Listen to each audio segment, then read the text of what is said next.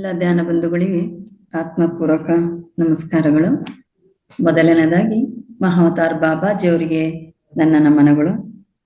ಎಲ್ಲರ ಗುರುಗಳು ಆಗಿರತಕ್ಕಂತಹ ಪಿತಾಮಹ ಬ್ರಹ್ಮಶ್ರೀ ಡಾಕ್ಟರ್ ಸುಭಾಷ್ ಪತ್ರಿಜಿಯವರಿಗೆ ಹಾಗೂ ಸ್ವರ್ಣಮಾಲಾ ಅಮ್ಮನವರಿಗೂ ಸಹ ನಮನಗಳು. ಈ ಒಂದು ವೇದಿಕೆಯನ್ನು ನಿರ್ಮಾಣ ಮಾಡಿ ನಮ್ಗೆಲ್ರಿಗೂ ಸದಾವಕಾಶವನ್ನು ಕಲ್ಪಿಸಿಕೊಟ್ಟಿರ್ತಕ್ಕಂತಹ ಮಹಾವತಾರ್ ಫೌಂಡೇಶನ್ನ ಫೌಂಡರ್ ಆಗಿರತಕ್ಕಂಥ ಡಾಕ್ಟರ್ ರಂಗನಾಥ್ ಸರ್ ಹಾಗೇನೆ ಲಕ್ಷ್ಮೀ ರಂಗನಾಥ್ ಮೇಡಮ್ ಅವರಿಗೂ ಸಹ ನಮನಗಳು. ನನ್ನ ತಂದೆ ತಾಯಿಗೆ ಪ್ರಣಾಮವನ್ನ ಹೇಳುತ್ತಾ ಇಂದಿನ ಕಾರ್ಯಕ್ರಮವನ್ನ ಪ್ರಾರಂಭ ಮಾಡೋಣ. ತಮ್ಗೆಲ್ರಿಗೂ ಆತ್ಮಪೂರ್ವಕ ಸುಸ್ವಾಗತ. ಈ ದಿನ ಮೇ 27, 2026 ಬುಧವಾರ ದಿನ. ಮಹಾವತಾರ್ ಫೌಂಡೇಶನ್ ನಡೆಸ್ತಾ ಇರತಕ್ಕಂಥ 41 ದಿನಗಳ ಮಂಡಲ ಕಾರ್ಯಕ್ರಮದ 6ನೆಯ ಬ್ಯಾಚಿನ 20ನೆಯ ದಿನ ಇದಾಗಿದೆ. ಎಂದಿನಂತೆ ನಾವು ಮೊದಲು ಜ್ಞಾನವನ್ನ ಪಡ್ಕೊಂಡು ತದನಂತರ ನಾವು 40 ನಿಮಿಷಗಳ ಕಾಲ ಧ್ಯಾನವನ್ನ ಮಾಡತಕ್ಕಂಥದ್ದು. ಈ ದಿನ ನಮ್ಗೆಲ್ರಿಗೂ ಜ್ಞಾನವನ್ನ ಹಂಚಲಿಕ್ಕೆ ನಮ್ಮದೇ ವೇದಿಕೆಯ ಹಿರಿಯ ಮಾಸ್ಟರ್ ಆಗಿರತಕ್ಕಂಥ ಡಾಕ್ಟರ್ ಗೌರಿ ಮೇಡಮ್ ಅವರು ನಮ್ಮ ಮುಂದೆ ಹಾಜರಾಗಿದ್ದಾರೆ. ಮೇಡಮ್ ಅವರು ಓಶೋ ಕಾನ್ಸೆಪ್ಟ್, ಆಹಾರವು ದೇಹದೊಂದಿಗೆ ಹೊಂದಿರುವ ಸಂಬಂಧ, ಈ ಬಗ್ಗೆ ನಮಗೆ ಜ್ಞಾನವನ್ನ ಹಂಚಲಿದ್ದಾರೆ. ಮೇಡಮ್ ಅವರಿಗೆ ಈ ವೇದಿಕೆಯ ಪರವಾಗಿ, ಮಹಾವತಾರ್ ಫೌಂಡೇಶನ್ ಪರವಾಗಿ ಹಾಗೂ ನಾನು ವೈಯಕ್ತಿಕವಾಗಿ ಹೃದಯಪೂರ್ವಕ ಸ್ವಾಗತವನ್ನ ಕೋರ್ತೇನೆ. Over to you ma'am. ನಮಸ್ತೆ. ನಮಸ್ತೆ ಮೇಡಮ್. ಮತ್ತೆ ಎಲ್ಲಾ ಮಾಸ್ಟರ್ಸ್ಗೆ ನಮಸ್ತೆ. ಮೇಡಮ್ ಕೇಳಿಸ್ತಿದ್ಯಾ ಕ್ಲಿಯರ್ ಆಗಿ? ಕೇಳಿಸ್ತಾ ಇದೆ. ಕೇಳಿಸ್ತಿದೆ. ಏನಾದ್ರೂ ಪ್ರಾಬ್ಲಮ್ ಆದ್ರೆ ನಂಗೆ ಹೇಳಿ ಮೇಡಮ್. ಓಕೆ ಓಕೆನಾ? ಮಾಸ್ಟರ್ಸ್ ಎಲ್ಲರಿಗೂ ನಮಸ್ತೆ. ನಾನು ಮೊದಲಿಗೆ ಪತ್ರಿಜಿ ಗುರುಗಳಿಗೆ, ಸ್ವರ್ಣಮಾಲಾ ಅಮ್ಮನವರಿಗೆ, ಮತ್ತೆ ನನ್ನ ಈ ಧ್ಯಾನ ಮತ್ತೆ ಜ್ಞಾನದ ಹಾದಿ ದಾರಿ ತೋರಿದಂತ ಎಲ್ಲಾ ಪಿರಮಿಡ್ ಮಾಸ್ಟರ್ಸ್ ಗಳಿಗೆ, ವಿಶೇಷವಾಗಿ ರಂಗನಾಥ್ ಗುರುಗಳಿಗೆ, ಈ ರಾತ್ರಿ ಧ್ಯಾನದ ಸೆಷನ್ ನಿರ್ವಹಣೆ ಮಾಡ್ತಿರುವಂತ, ತುಂಬಾ ಸುಸೂತ್ರವಾಗಿ ಸುವ್ಯವಸ್ಥಿತವಾಗಿ ನಿರ್ವಹಣೆ ಮಾಡ್ತಿರುವಂತ ರೇವತಿ ಮೇಡಮ್ಗೆ, ಮತ್ತೆ ತಮ್ಮೆಲ್ಲರಿಗೂ ನಮಸ್ಕರಿಸುತ್ತಾ ಇವತ್ತಿನ ಈ ಜ್ಞಾನ ಹಂಚಿಕೆಯನ್ನ ನಾನು ಪ್ರಾರಂಭ ಮಾಡ್ತೀನಿ. ಇವತ್ತಿನ ಈಗಾಗ್ಲೇ ಮೇಡಮ್ ಹೇಳಿದ್ದಾರೆ ನನ್ನ ಏನು ಜ್ಞಾನ ಹಂಚಿಕೆ ವಿಷಯ ಏನು ಅಂತ ಅಂದ್ಬಿಟ್ಟು ಹೇಳಿದ್ದಾರೆ. ಆದ್ರೂ ನಾನು ಮತ್ತೊಮ್ಮೆ ನಿಮ್ಗೆ ಇದು ಏನು ಮತ್ತೆ ಯಾಕಾಗಿ ಅನ್ನೋದನ್ನ ಸಂಕ್ಷಿಪ್ತವಾಗಿ ಹೇಳ್ಬಿಟ್ಟು ಮುಂದುವರಿತೀನಿ. ಓಶೋ ಅವ್ರದ್ದು ಒಂದು ಪುಸ್ತಕ ಇದೆ ಮಾಸ್ಟರ್, ಧ್ಯಾನದಿಂದ ಸ್ವಾಸ್ಥ್ಯ, ಔಷಧಿಯಿಂದ ಉಪಶಮನ ಅಂತ ಹೇಳ್ಬಿಟ್ಟು. ಅಂದ್ರೆ ಔಷಧಿಯನ್ನ ತಗೊಂಡ್ರೆ ಬರೀ ಉಪಶಮನ, ತಾತ್ಕಾಲಿಕವಾಗಿ ಒಂದು ಪರಿಹಾರ ಸಿಗುತ್ತೆ. ಆದ್ರೆ ಧ್ಯಾನದಿಂದ ಅದೇನಾಗ್ತದೆ ಅಂತಂದ್ರೆ ಶಾಶ್ವತವಾದ ಒಂದು ಸ್ವಾಸ್ಥ್ಯದ ಸ್ಥಿತಿ ನಮ್ಗೆ ಸಿಗುತ್ತೆ ಅನ್ನೋದು ಈ ಪುಸ್ತಕದ ಟೈಟಲ್. ಇದರಲ್ಲಿ ಸುಮಾರು 20 ಲೇಖನಗಳಿದೆ. ಇಲ್ಲಿರುವಂತಹ ಲೇಖನಗಳನ್ನ ನಾನು ಬೆಳಗಿನ ಸೆಷನ್ ಅಲ್ಲಿ ನಗು ಮತ್ತೆ ಆರೋಗ್ಯ ಅನ್ನೋದು ಒಂದು ಸೆಷನ್ ಅಲ್ಲಿ ತಗೊಂಡಿದ್ದೆ, ಮತ್ತು ದೇಹ, ಮನಸ್ಸು ಮತ್ತು ಆರೋಗ್ಯಗಳ ನಡುವಿನ ಸಹ ಸಂಬಂಧವನ್ನ ಕುರಿತು ಇನ್ನೊಂದು ಸೆಷನ್ ಅಲ್ಲಿ ಇದೇ ಪುಸ್ತಕದ 2 ಲೇಖನವನ್ನ ನಾನು ಜ್ಞಾನ ಹಂಚಿಕೆಯನ್ನ ಈಗಾಗಲೇ ಮಾಡ್ಕೊಂಡಿದ್ದೆ.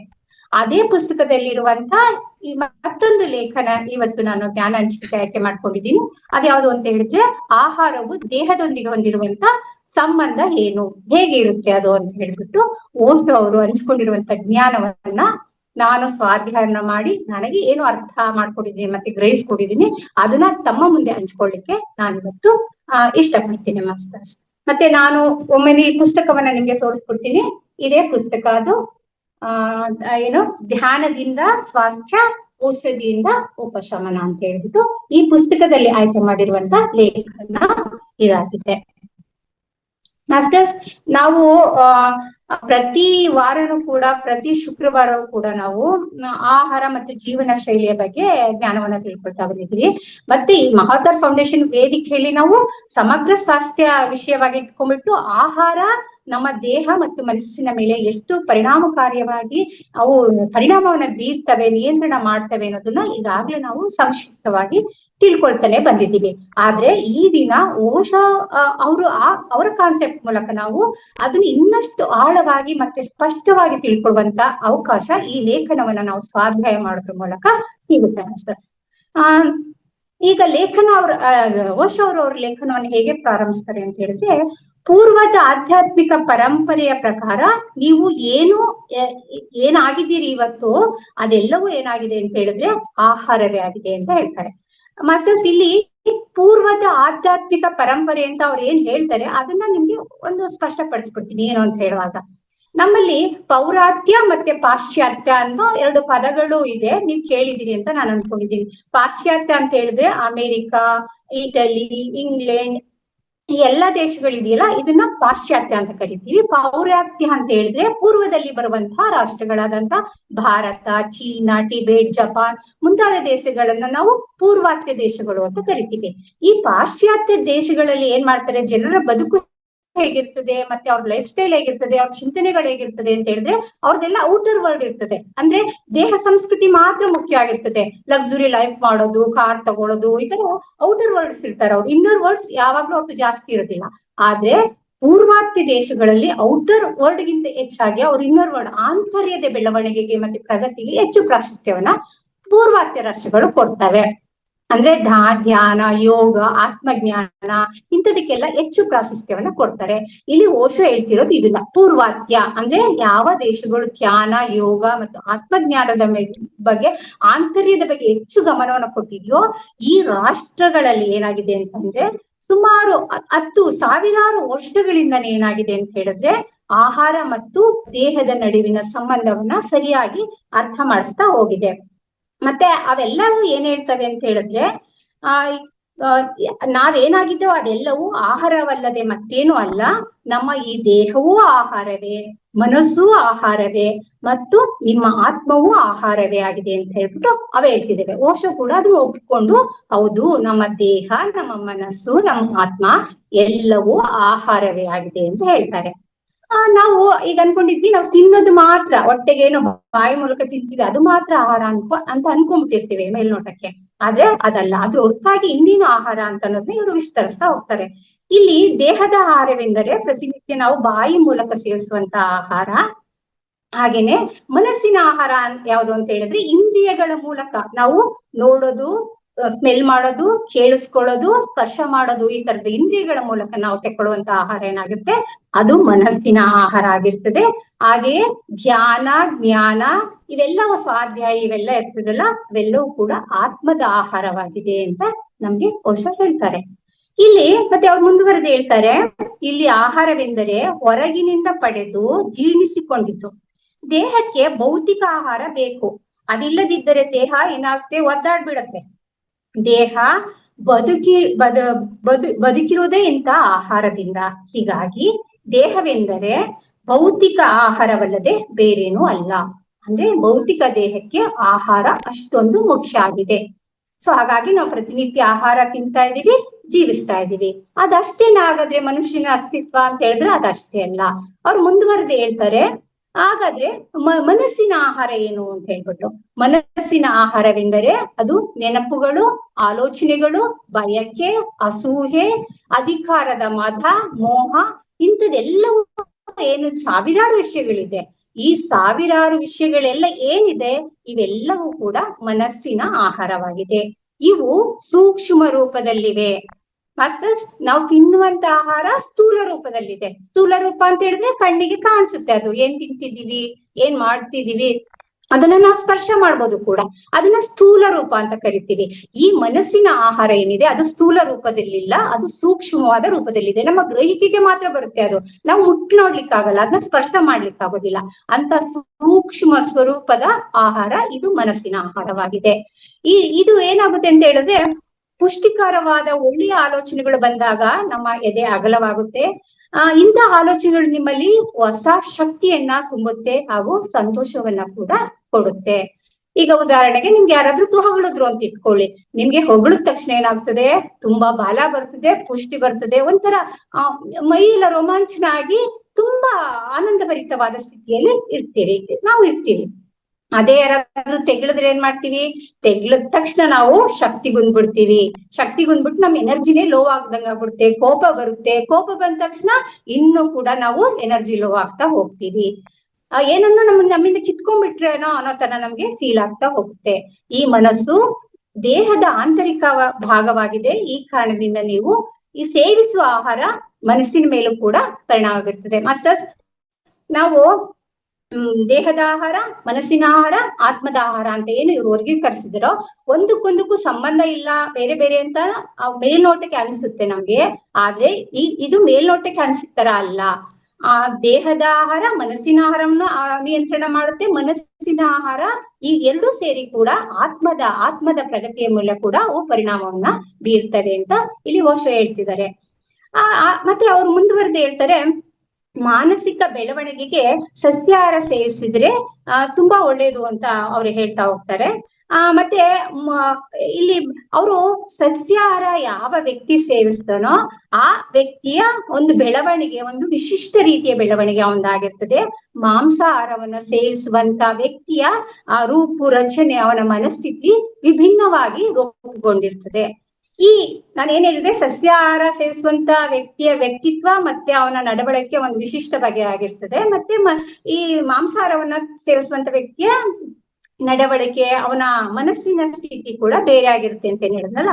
ಅದಕ್ಕೆ ಓಶೋ ಅವರು ಒಂದು ಉದಾಹರಣೆಯನ್ನ ಕೊಡ್ತಾ ಹೋಗ್ತಾರೆ, ಹೇಗೆ ಅದು ವಿಶಿಷ್ಟ ಬಗೆಯಾಗಿರ್ತದೆ, ಅದು ಹೇಗೆ ಅವರ ವ್ಯಕ್ತಿತ್ವವನ್ನು ನಿರ್ಮಿಸುತ್ತೆ, ಮತ್ತು ಒಂದು ಸ್ಥಳದ ಗುಣವನ್ನ ನಾವೇನ್ ಹೇಳ್ತೀವಿ, ಕರ್ಮ ಸಿದ್ಧಾಂತವನ್ನ ಹೇಳ್ತೀವಲ್ಲ ಮಾಸ್ಟರ್, ಒಂದು ಪ್ರದೇಶದ ಕರ್ಮ, ಒಂದು ದೇಶ ಕರ್ಮ ಅಂತ ಏನು ನಾವು ಹೇಳ್ತೀವಲ್ಲ, ಆ ತರ ಒಂದು ಪ್ರದೇಶ, ಒಂದು ದೇಶ ಕರ್ಮವನ್ನ ಆಹಾರ ಮತ್ತು ಆಹಾರದ ಮೂಲಕ ನಿರ್ಮಾಣವಾಗುವ ವ್ಯಕ್ತಿಯ ವ್ಯಕ್ತಿತ್ವ ವಿಶಿಷ್ಟ ಗುಣಗಳು ಹೇಗೆ ನಿರ್ಧರಿಸ್ತವೆ ಅಂತ ಅನ್ನೋದನ್ನ ಅವರು ಮುಂದಿನ ಒಂದು ಉದಾಹರಣೆ ಮೂಲಕ ಹೇಳ್ತಾರೆ. ಏನ್ ಹೇಳ್ತಾರೆ ಅವರು ಅಂತ ಹೇಳಿದ್ರೆ, ಭಾರತದ ಇತಿಹಾಸವನ್ನ ನಾವು ಗಮನಿಸಿದ್ರೆ 10,000 ವರ್ಷಗಳ ಇತಿಹಾಸವನ್ನ ನಾವು ನೋಡ್ಕೊ ಬನ್ನಿ. ಯಾವ ರಾಷ್ಟ್ರದ ಮೇಲೂ ಕೂಡ ಭಾರತ ತಾನಾಗಿಯೇ ದಾಳಿ ಮಾಡಿಲ್ಲ. ಒಂದೇ ಒಂದು ಆಕ್ರಮಣಕಾರಿ ಕಾರ್ಯವನ್ನ ಕೂಡ ಭಾರತ ನಡೆಸಿಲ್ಲ. ಇದು ಹೇಗೆ ಸಾಧ್ಯ ಆಯ್ತು ಅಂತ ಹೇಳಿದ್ರೆ, ಇಲ್ಲಿ ವಿಭಿನ್ನ ರೀತಿಯ ದೇಹ ಮತ್ತು ವಿಶಿಷ್ಟವಾದ ಮನಸ್ಸುಳ್ಳಂತ ಜನರಿದ್ದಾರೆ. ಸೊ ಈ ವಿಶಿಷ್ಟ ಬಗೆ ಜನರಿರೋದ್ರಿಂದನೇ ಕೂಡ ಈ ಆಕ್ರಮಣಕಾರಿಯಾದಂತ ಪ್ರವೃತ್ತಿ ಇಲ್ಲಿನ ಜನರಲ್ಲಿ ಇಲ್ಲ. ಹಾಗಾಗಿಯೇ ಸ್ವತಃ ತಾನೇ ವಾಲಂಟಿಯರ್ ಆಗಿ ಯಾವ ಯುದ್ಧವನ್ನು ಕೂಡ ಕಳೆದ 10,000 ವರ್ಷಗಳ ಇತಿಹಾಸವನ್ನ ಗಮನಿಸ್ಕೊ ಬಂದ್ರು ಕೂಡ ಭಾರತ ಆಕ್ರಮಣಕಾರಿಯಾಗಿ ನಡ್ಕೊಂಡಿಲ್ಲ ಅಂತ ಹೇಳ್ತಾರೆ. ಅಷ್ಟೇ, ಈ ಓಶೋ ಅವರು ಈ ಒಂದು ಉದಾಹರಣೆಯನ್ನ ಕೊಟ್ಟಾಗ ನನಗೆ ಪ್ರಸ್ತುತ ನಡೀತಿರುವಂತ ಒಂದು ಸನ್ನಿವೇಶ ನನ್ನ ಗಮನಕ್ಕೆ ಬಂತು, ಮತ್ತೆ ಅದನ್ನ ನಾನು ಇಲ್ಲಿ ನಿಮ್ಮ ಗಮನಕ್ಕೆ ತರಬೇಕು ಅಂತ ಬಯಸ್ತಾ ಇದ್ದೀನಿ. ಈಗ ಇಸ್ರೇಲ್ ಮತ್ತೆ ಏನು ಇರಾನ್ ಮತ್ತೆ ಅಮೆರಿಕ ಏನು ಮಧ್ಯಪ್ರಾಚ್ಯದಲ್ಲಿ ಯುದ್ಧವನ್ನ ಮಾಡ್ತಿದ್ದೇವೆ, ಈ ಯುದ್ಧದ ಪರಿಣಾಮವನ್ನ ನಾವೆಲ್ಲರೂ ಅನುಭವಿಸ್ತಾ ಇದ್ವಿ. ನಾವು ಮಾತ್ರ ಅಲ್ಲ, ಇಡೀ ಪ್ರಪಂಚದ ಎಲ್ಲಾ ರಾಷ್ಟ್ರಗಳು, ಎಲ್ಲಾ ಜನರು ಕೂಡ ಅದನ್ನ ಅನುಭವಿಸ್ತಿದ್ದಾರೆ. ಈಗ ಎಲ್ಲೋ ನಡೀತಿರೋ ಯುದ್ಧ ನಮ್ಮ ಮೇಲೆ ಪರಿಣಾಮ ಬೀರ್ತಿದೆ ಅಂತ ಹೇಳಿದ್ರೆ ಅದಕ್ಕೆ ನಾವ್ ಏನ್ ಗ್ಲೋಬಲೈಸೇಷನ್, ಇಡೀ ವಿಶ್ವವೇ ಒಂದೇ ಆಗಿದೆ ಇವಾಗ, ಅಷ್ಟು ತಾಂತ್ರಿಕತೆ ಬೆಳೆದಿದೆ.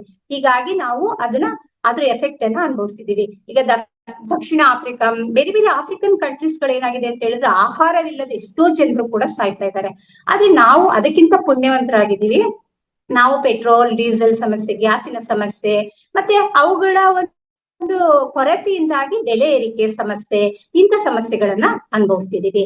ಮಾಸ್ಟರ್ಸ್, ಇಲ್ಲಿ ನಿಮ್ಗೆ ಏನ್ ಹೇಳಕೊಟ್ಟಿದೀನಿ ನಾನು ಅಂತ ಹೇಳಿದ್ರೆ, ಭಾರತ ಇದು ಏನು ಪ್ರಪಂಚದಾದ್ಯಂತ ನಡೆದಂತ ಯುದ್ಧಗಳು, ಒಂದನೇ ಮಹಾಯುದ್ಧ, ಫಸ್ಟ್ ವರ್ಲ್ಡ್ ವಾರ್ ಇರ್ಲಿ, ಸೆಕೆಂಡ್ ವರ್ಲ್ಡ್ ವಾರ್ ಇರ್ಲಿ, ಅಥವಾ ಬೇರೆ ಯಾವುದೇ ವಿನಾಶಕಾರಿ ಯುದ್ಧ ನಮ್ಮ ಇತಿಹಾಸದಲ್ಲಿ ದಾಖಲಾಗಿದೆಯಿಲ್ಲ.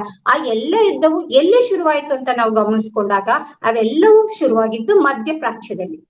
ಅಂದ್ರೆ ಮಧ್ಯಪ್ರಾಚ್ಯ ಅಂತ ಯಾವ ದೇಶವನ್ನ ಹೇಳ್ತೀವಿ ಅಂತ ಹೇಳಿದ್ರೆ, ಈಗ ಏನು ಇಸ್ರೇಲ್, ಇರಾನ್ ಮತ್ತೆ ಅಮೆರಿಕ ಯುದ್ಧ ನಡೆಸ್ತಿದೆಯಲ್ಲ, ಆ ಪ್ರದೇಶದಲ್ಲಿ ಬರುವಂತ ಎಲ್ಲಾ ರಾಷ್ಟ್ರಗಳಿಗೆ ಮಧ್ಯಪ್ರಾಚ್ಯ ಅಂತ ಹೇಳ್ತೀವಿ. ಎಲ್ಲ ಯುದ್ಧಗಳು, ವಿನಾಶಕಾರಿ ಯುದ್ಧಗಳು ಕೂಡ ಅದೇ ಪ್ರದೇಶದಲ್ಲಿ ಶುರುವಾಗಿದೆ. ನಾನು ಯಾಕೆ ಹೇಳ್ದೆ ಈ ಮಾತನ್ನ ಅಂತ ಹೇಳಿದ್ರೆ, ಯಾವ ಪ್ರದೇಶದ ಜನರ ವಿಶಿಷ್ಟತೆ ಮತ್ತು ಅವರ ಮನಸ್ಸು ಹೇಗಿರುತ್ತೆ ಅಂತ ಹೇಳಿದ್ರೆ, ಆ ಯುದ್ಧ ಭೀತಿಯನ್ನ ಕಾರಣವಾಗ್ತದೆ ಮತ್ತೆ ಯುದ್ಧವನ್ನ ಪ್ರಚೋದಿಸೋಕ್ಕೂ ಕಾರಣ ಆಗ್ತದೆ. ಸೊ ಹೀಗಾಗಿ ಆ ಮಧ್ಯಪ್ರಾಚ್ಯದ ಜನರ ಮನೋಸ್ಥಿತಿಯೇ ಇಂಥ ಯುದ್ಧಕ್ಕೆ ಪ್ರಚೋದನಕಾರಿ ಆಗಿರ್ಬೋದು ಅಂತ ಹೇಳ್ಬಿಟ್ಟು ನನಗೆ ಈ ಓಶೋ ಅವರ ಹೇಳಿಕೆ ಕೇಳಿದಾಗ ಅನಿಸ್ತು ಮಾಸ್ಟರ್ಸ್. ಇದು ನಂತರ ಓಶೋ ಅವರು ಇನ್ನು ಮನಸ್ಸಿನ ಆಹಾರದ ಬಗ್ಗೆ ಇನ್ನಷ್ಟು ವಿಸ್ತಾರವಾಗಿ ತಮ್ಮ ಜ್ಞಾನವನ್ನ ಹಂಚ್ತಾ ಹೋಗ್ತಾರೆ. ಅವ್ರು ಹೇಳ್ತಿದ್ದಾರೆ, ಬೇಕಾದ್ರೆ ನೀವು ಗಮನಿಸಿ, ಏನಂತಂದ್ರೆ ಪ್ರತಿ ಬಾರಿ ಆಹಾರವನ್ನ ತಿನ್ನುವಾಗಲೂ ನೀವು ನಿಮ್ಮನ್ನ ಗಮನಿಸ್ಕೊತಾ ಇರ್ಲಿ. ನೀವು ತಿನ್ನುವ ಆಹಾರ ಕೇವಲ ಭೌತಿಕ ಅಂಶಗಳು ಮಾತ್ರ ಅಲ್ಲಿರೋದಿಲ್ಲ, ಅದರಲ್ಲಿ ಮಾನಸಿಕವಾದ ಅಂಶಗಳು ಕೂಡ ಇರುತ್ತೆ ನೀವು ತಿನ್ನುವಂತ ಆಹಾರದಲ್ಲಿ. ಅದು ನಿಮ್ಮ ಮನಸ್ಸನ್ನ ಕೆಲವೊಂದು ರೀತಿಯಲ್ಲಿ ಆಲೋಚನೆ ಬೈಕ್ಗಳಿಗೆ ಗುರಿಯಾಗುವಂತೆ ಮಾಡುತ್ತೆ. ಈ ಕಾರಣದಿಂದಲೇ ಕಾಲಾಂತರದಲ್ಲಿ ಮನಸ್ಸಿಗೆ ಹೆಚ್ಚು ಒತ್ತಡ ಕೊಡದ ಸುಲಭವಾಗಿ ಜೀರ್ಣವಾಗುವ ಆಹಾರವನ್ನು ಕೊಡಿಸಿ ಅದನ್ನ ಬಳಸ್ಬೇಕು ಅಂತ ಹೇಳಿ ಸಜೆಸ್ಟ್ ಮಾಡ್ತಾ ಬಳಸ್ತಾ ಬಂದ್ರು. ಮಾಸ್ಟರ್, ಈಗ ನಾವು ಎಷ್ಟೊಂದ್ಸರಿ ಈಗ ನಾವ್ ಈ ವೇದಿಕೆಗೆ ಬಂದಾದ್ಮೇಲೆ ಪಿರಮಿಡ್ ಧ್ಯಾನಕ್ಕೆ ನಾವೆಲ್ಲರೂ ಸಸ್ಯಾಹಾರಿಗಳಾಗಿದ್ದೀವಿ. ನಾವ್ ಯಾರಿಗಾದ್ರೂ ಈಗ ಮಾಂಸಾಹಾರ ಸೇವನೆ ನಮ್ಮ ಮನಸ್ಸಿನ ಮೇಲೆ ನೆಗೆಟಿವ್ ಆದ ಪರಿಣಾಮವನ್ನ ಬೀರ್ತದೆ ಅಂತ ನಮ್ಗೆ ಗೊತ್ತು.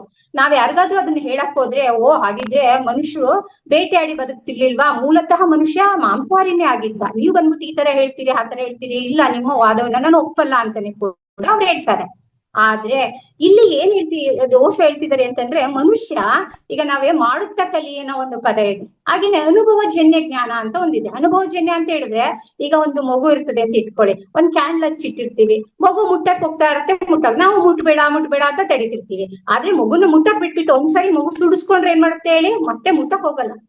ಅದಕ್ಕೆ ಅನುಭವದಿಂದ ಸಿಗುತ್ತೆ ಏನಂತೆ, ಅದನ್ನ ಮುಟ್ಟಿದ್ರೆ ನನ್ಗೆ ಸುಡುತ್ತೆ ಅಂತ. ಅದನ್ನ ಅನುಭವಜನ್ಯ ಜ್ಞಾನ ಅಂತ ಕರಿತೀವಿ, ಅನುಭವದಿಂದ ದೊರೆತ ಜ್ಞಾನ ಅಂತ ಕರಿತೀವಿ. ಇದೇ ರೀತಿ ಮನುಷ್ಯನ್ಗೆ ಎಷ್ಟೊಂದು ವಿಷಯದಲ್ಲಿ ತಾನು ಕೆಲಸ ಮಾಡ್ತಾ, ತಾನು ತಿಂತಾ, ತಾನು ಕುಡಿತಾ, ಇದು ತಪ್ಪು, ಇದು ಸರಿ, ಇದು ನನಗೆ ಹೊಂದುತ್ತೆ, ಇದಕ್ಕೆ ಹೊಂದಲ್ಲ ಅಂತ ಹೇಳಿ ಅವನಿಗೆ ಗೊತ್ತಾಗಿದೆ ವಿಕಾಸ ಕ್ರಮದಲ್ಲಿ.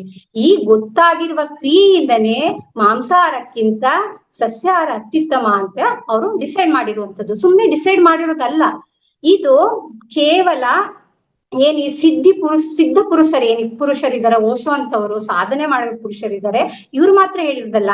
ನಮ್ಮ ಜನಪದರಲ್ಲೂ ಕೂಡ ಕೆಲವು ಗಾದೆ ಮಾತುಗಳು ಏನಿದೆ, ಆ ಗಾದೆ ಮಾತುಗಳಲ್ಲಿ ಆಹಾರ ಮತ್ತೆ ನಮ್ಮ ದೇಹಕ್ಕೆ ನಡುವೆ ಇರುವಂತ ಸಂಬಂಧವನ್ನ ಅತ್ಯಂತ ಸೂಕ್ಷ್ಮವಾಗಿ ಹೇಳ್ತಾ ಹೋಗ್ತಿದ್ದಾರೆ. ಜನಸಾಮಾನ್ಯರಿಗೂ ಅದು ಗೊತ್ತು, ನಮ್ಗೆ ಏನ್ ತಿಂದ್ರೆ ಆಗುತ್ತೆ, ಏನ್ ತಿಂದ್ರೆ ಆಗೋದಿಲ್ಲ ಅಂತ ಹೇಳ್ಬಿಟ್ಟು. ಸೊ ಅದಕ್ಕೆ ಓಶೋ ಹೇಳ್ತಿದ್ದಾರೆ, ಈ ಮಾಂಸಾಹಾರ ತಿಂದಾಗ ಏನಾಗ್ತದೆ, ನಮ್ಮ ಏನು ಮನಸ್ಸಿನ ಮೇಲೆ ಒಂದು ಭಾರವನ್ನು, ಒಂದು ನೆಗೆಟಿವ್ ಆದಂತ ಒಂದು ಪರಿಣಾಮವನ್ನ ಅದು ಬೀರ್ತಾ ಹೋಗುತ್ತೆ. ಆದ್ರೆ ಓಶೋ ಇಲ್ಲಿ ಏನಂತ ಹೇಳ್ತಾರೆ ಅಂತ ಹೇಳಿದ್ರೆ, ನಾವು ಹಂಗಾದ್ರೆ ಇದೇ ಆಹಾರ ಒಳ್ಳೇದು, ಇದೇ ಆಹಾರ ಎಲ್ರಿಗೂ ಸೆಟ್ ಆಗುತ್ತೆ, ಸೆಟ್ ಆಗಲ್ಲ ಅಂತ ಹೇಳಿ ನಿರ್ಧಾರ ಮಾಡೋದು ಬೇಡ ಅಂತಾನು ಹೇಳ್ತಾರೆ. ಮತ್ತೆ ಅವ್ರು ಏನಂತ ಹೇಳ್ತಾರೆ ಅಂತಂದ್ರೆ, ಪ್ರತಿಯೊಬ್ಬ ವ್ಯಕ್ತಿಯು ವಿಭಿನ್ನವಾಗಿ ಮತ್ತೆ ವಿಶಿಷ್ಟವಾಗಿ ಸೃಷ್ಟಿಯಾಗಿರ್ತಾನೆ, ಹಾಗಾಗಿ ಅವರ ಆಹಾರವನ್ನ ನನಗೆ ಯಾವ್ದು ಹೊಂದುತ್ತೆ ಹೊಂದಲ್ಲ ಅಂತ ಅನ್ನೋದನ್ನ ಅವರೇ ನಿರ್ಧಾರ ಮಾಡ್ಕೋಬೇಕು ಅಂತ ಹೇಳ್ತಾರೆ. ಹೀಗೆ ಹೇಳಿದ್ರು ಓಶೋ ಹೇಳಿದ್ರು ಕೂಡ ಮುಂದಿನ ಭಾಗದಲ್ಲಿ ಅವ್ರು ಏನ್ ಮಾಡ್ತಾರೆ, ಮಾಂಸಾಹಾರ ಯಾಕೆ ವರ್ಜೆ ಮಾಡ್ಬೇಕು ನಾವು ಅನ್ನೋದಕ್ಕೆ ಸೈಂಟಿಫಿಕ್ ಆದಂತ ರೀಸನ್ ಗಳನ್ನ ಅವರು ಕೊಡ್ತಾ ಹೋಗ್ತಾರೆ.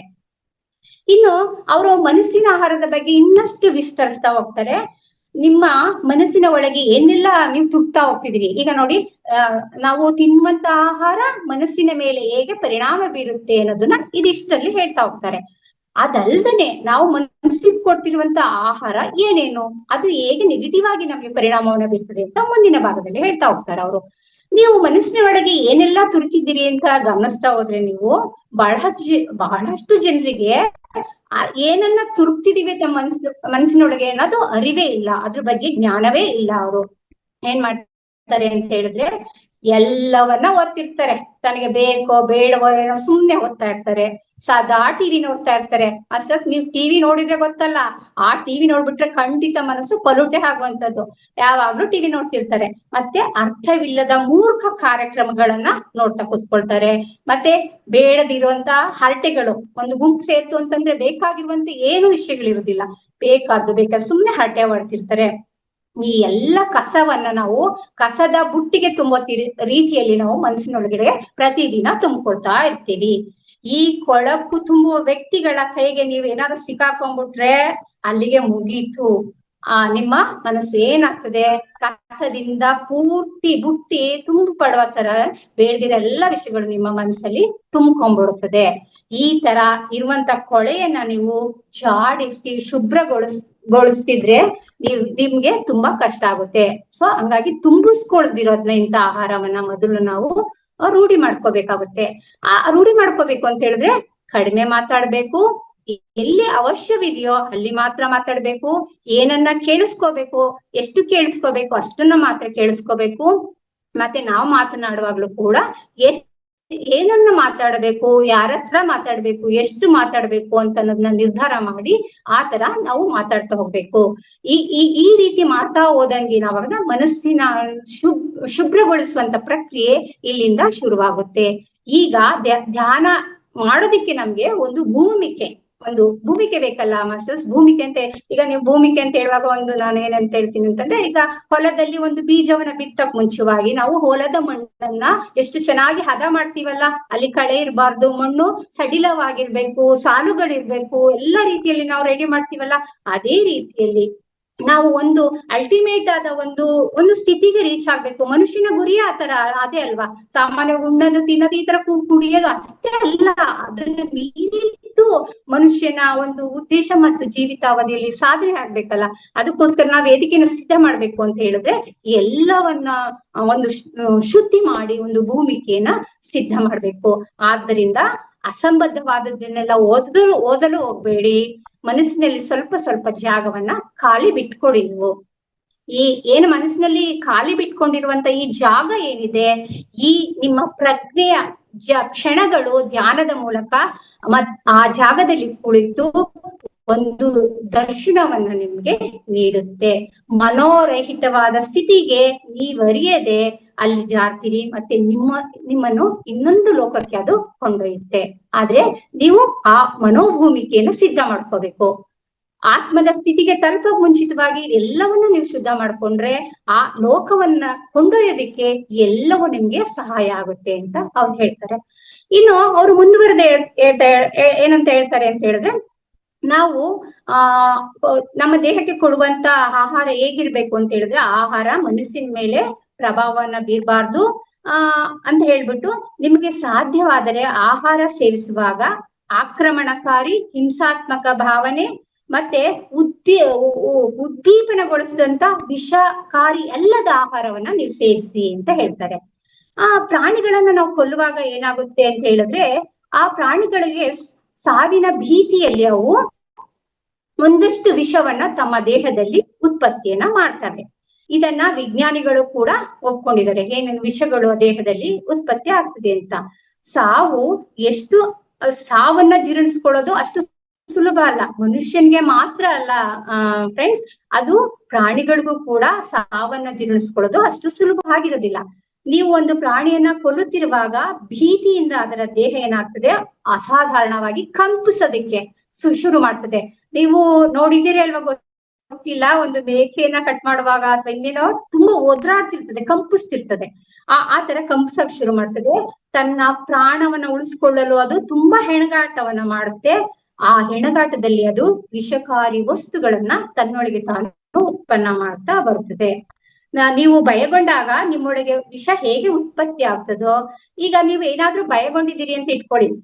ಈಗ ಮಾಸ್ಟರ್ಸ್ ಒಂದು ಹಾವು ಬರ್ತಿದೆ, ಅಥವಾ ಯಾರಾದ್ರೂ ನಿಮ್ಮನ್ನ ಕೊಲ್ಲಕ್ಕೆ ಒಂದು ಚಾಕು ಇಟ್ಕೊಂಡು ಇನ್ನಿಂದ ಓಡಿಸ್ಕೊಂಡ್ ಬರ್ತಿದ್ದಾರೆ ಅಂತ ಹೇಳಿದ್ರೆ, ನೀವು ಆ ಔಷಧ ಏನಂತ ಹೇಳ್ತಾರೆ ಅಂತಂದ್ರೆ, ಒಬ್ಬ ಒಲಿಂಪಿಕ್ ಕ್ರೀಡಾಪಟು ಓಡ್ತಾನಲ್ಲ ಅದಕ್ಕಿಂತ ಸ್ಪೀಡ್ ಆಗಿ ಓಡ್ತೀರಂತೆ ನೀವು. ಅಂದ್ರೆ ಸಾವಿನ ಭಯ ನಮ್ಮಲ್ಲಿ ಆ ತರ ಒಂದು ವಿಷವನ್ನ ಉತ್ಪಾದನೆ ಮಾಡಿ ಅದು ನಮ್ಮನ್ನ ಓಡುವಂತೆ ಒಂದು ವರ್ಕ್ ಅನ್ನ ಒಳಗಡೆ ಮಾಡ್ತದೆ.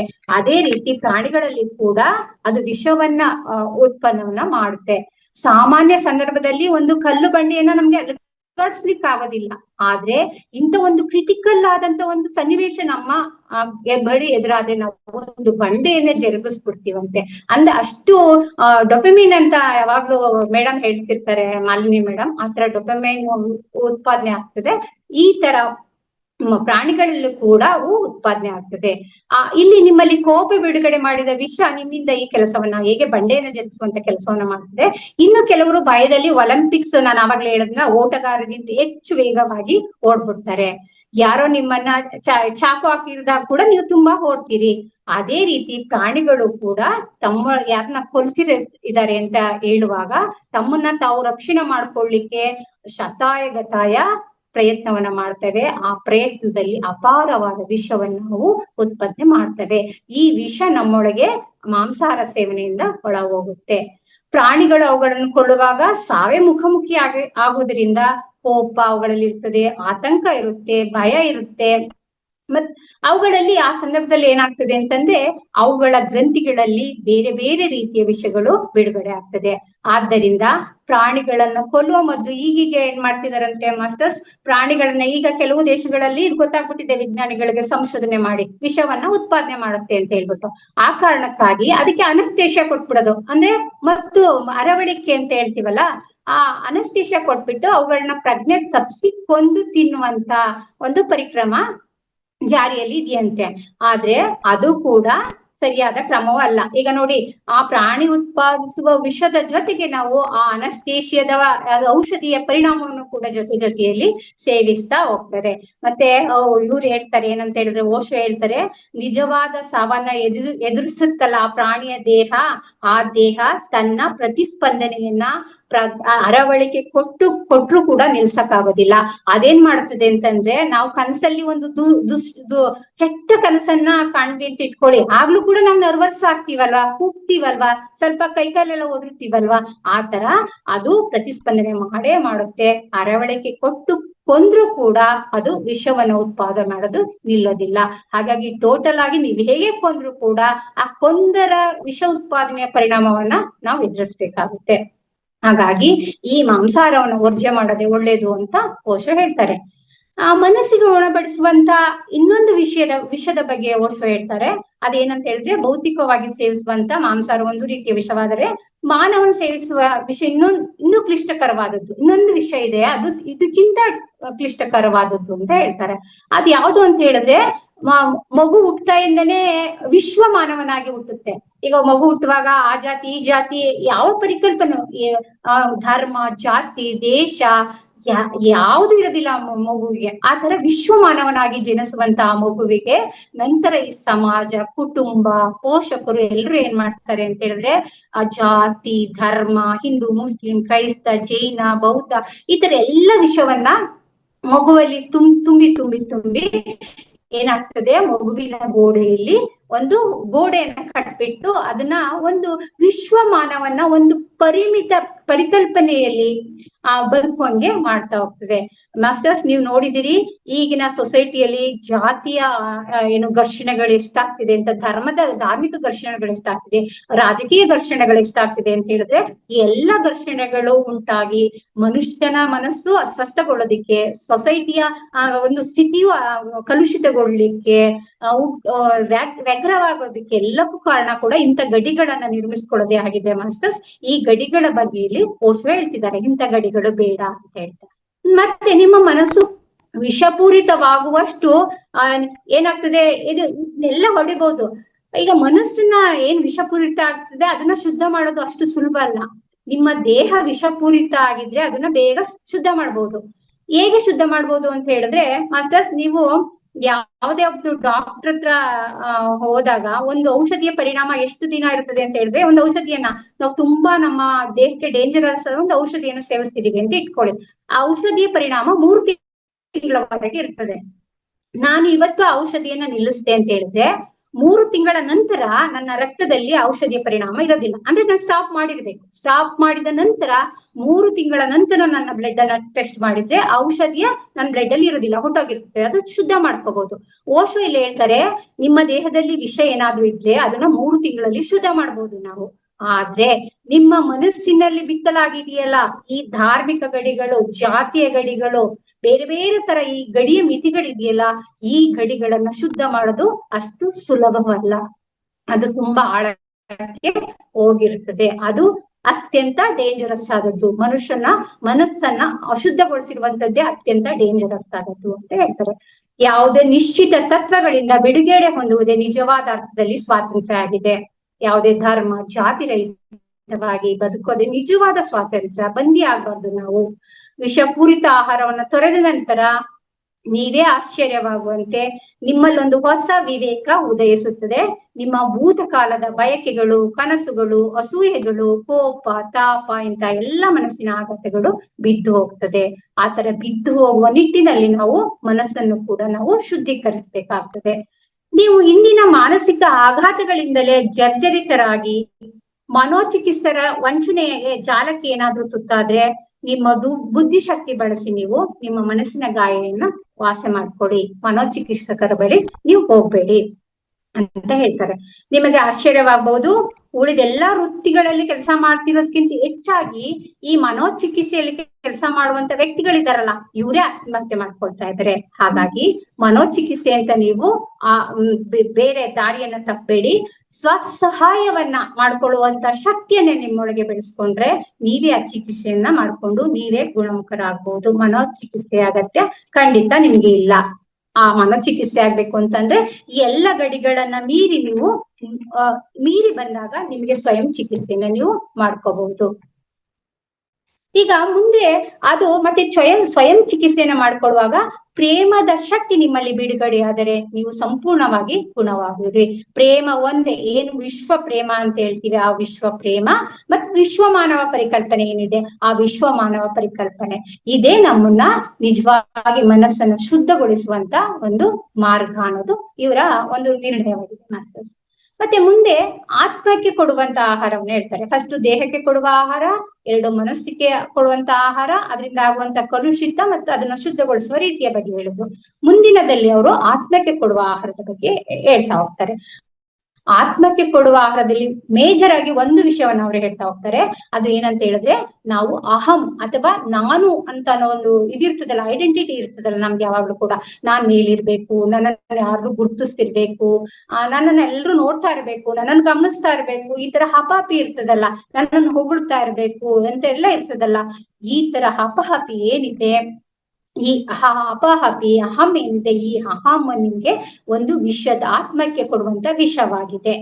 ಈ ವಿಷವನ್ನು ಕೂಡ ನೀವು ವರ್ಜಿಸ್ಬೇಕು ಅಂತ ಹೇಳ್ತಾರೆ. ಈ ಹಂ ಬೇಡ, ನೀನ್ ಮಾಡೋ ಕೆಲಸವನ್ನ ನೀನ್ ಶುದ್ಧವಾಗಿ ಮನಪೂರ್ವಕವಾಗಿ ಮಾಡು. ನಿನ್ನನ್ನು ಯಾರು ಐಡೆಂಟಿಟಿ ಮಾಡ್ಬೇಕಾಗಿಲ್ಲ, ನಿನ್ನನ್ನು ಯಾರು ಹೊಗಳಬೇಕಾಗಿಲ್ಲ.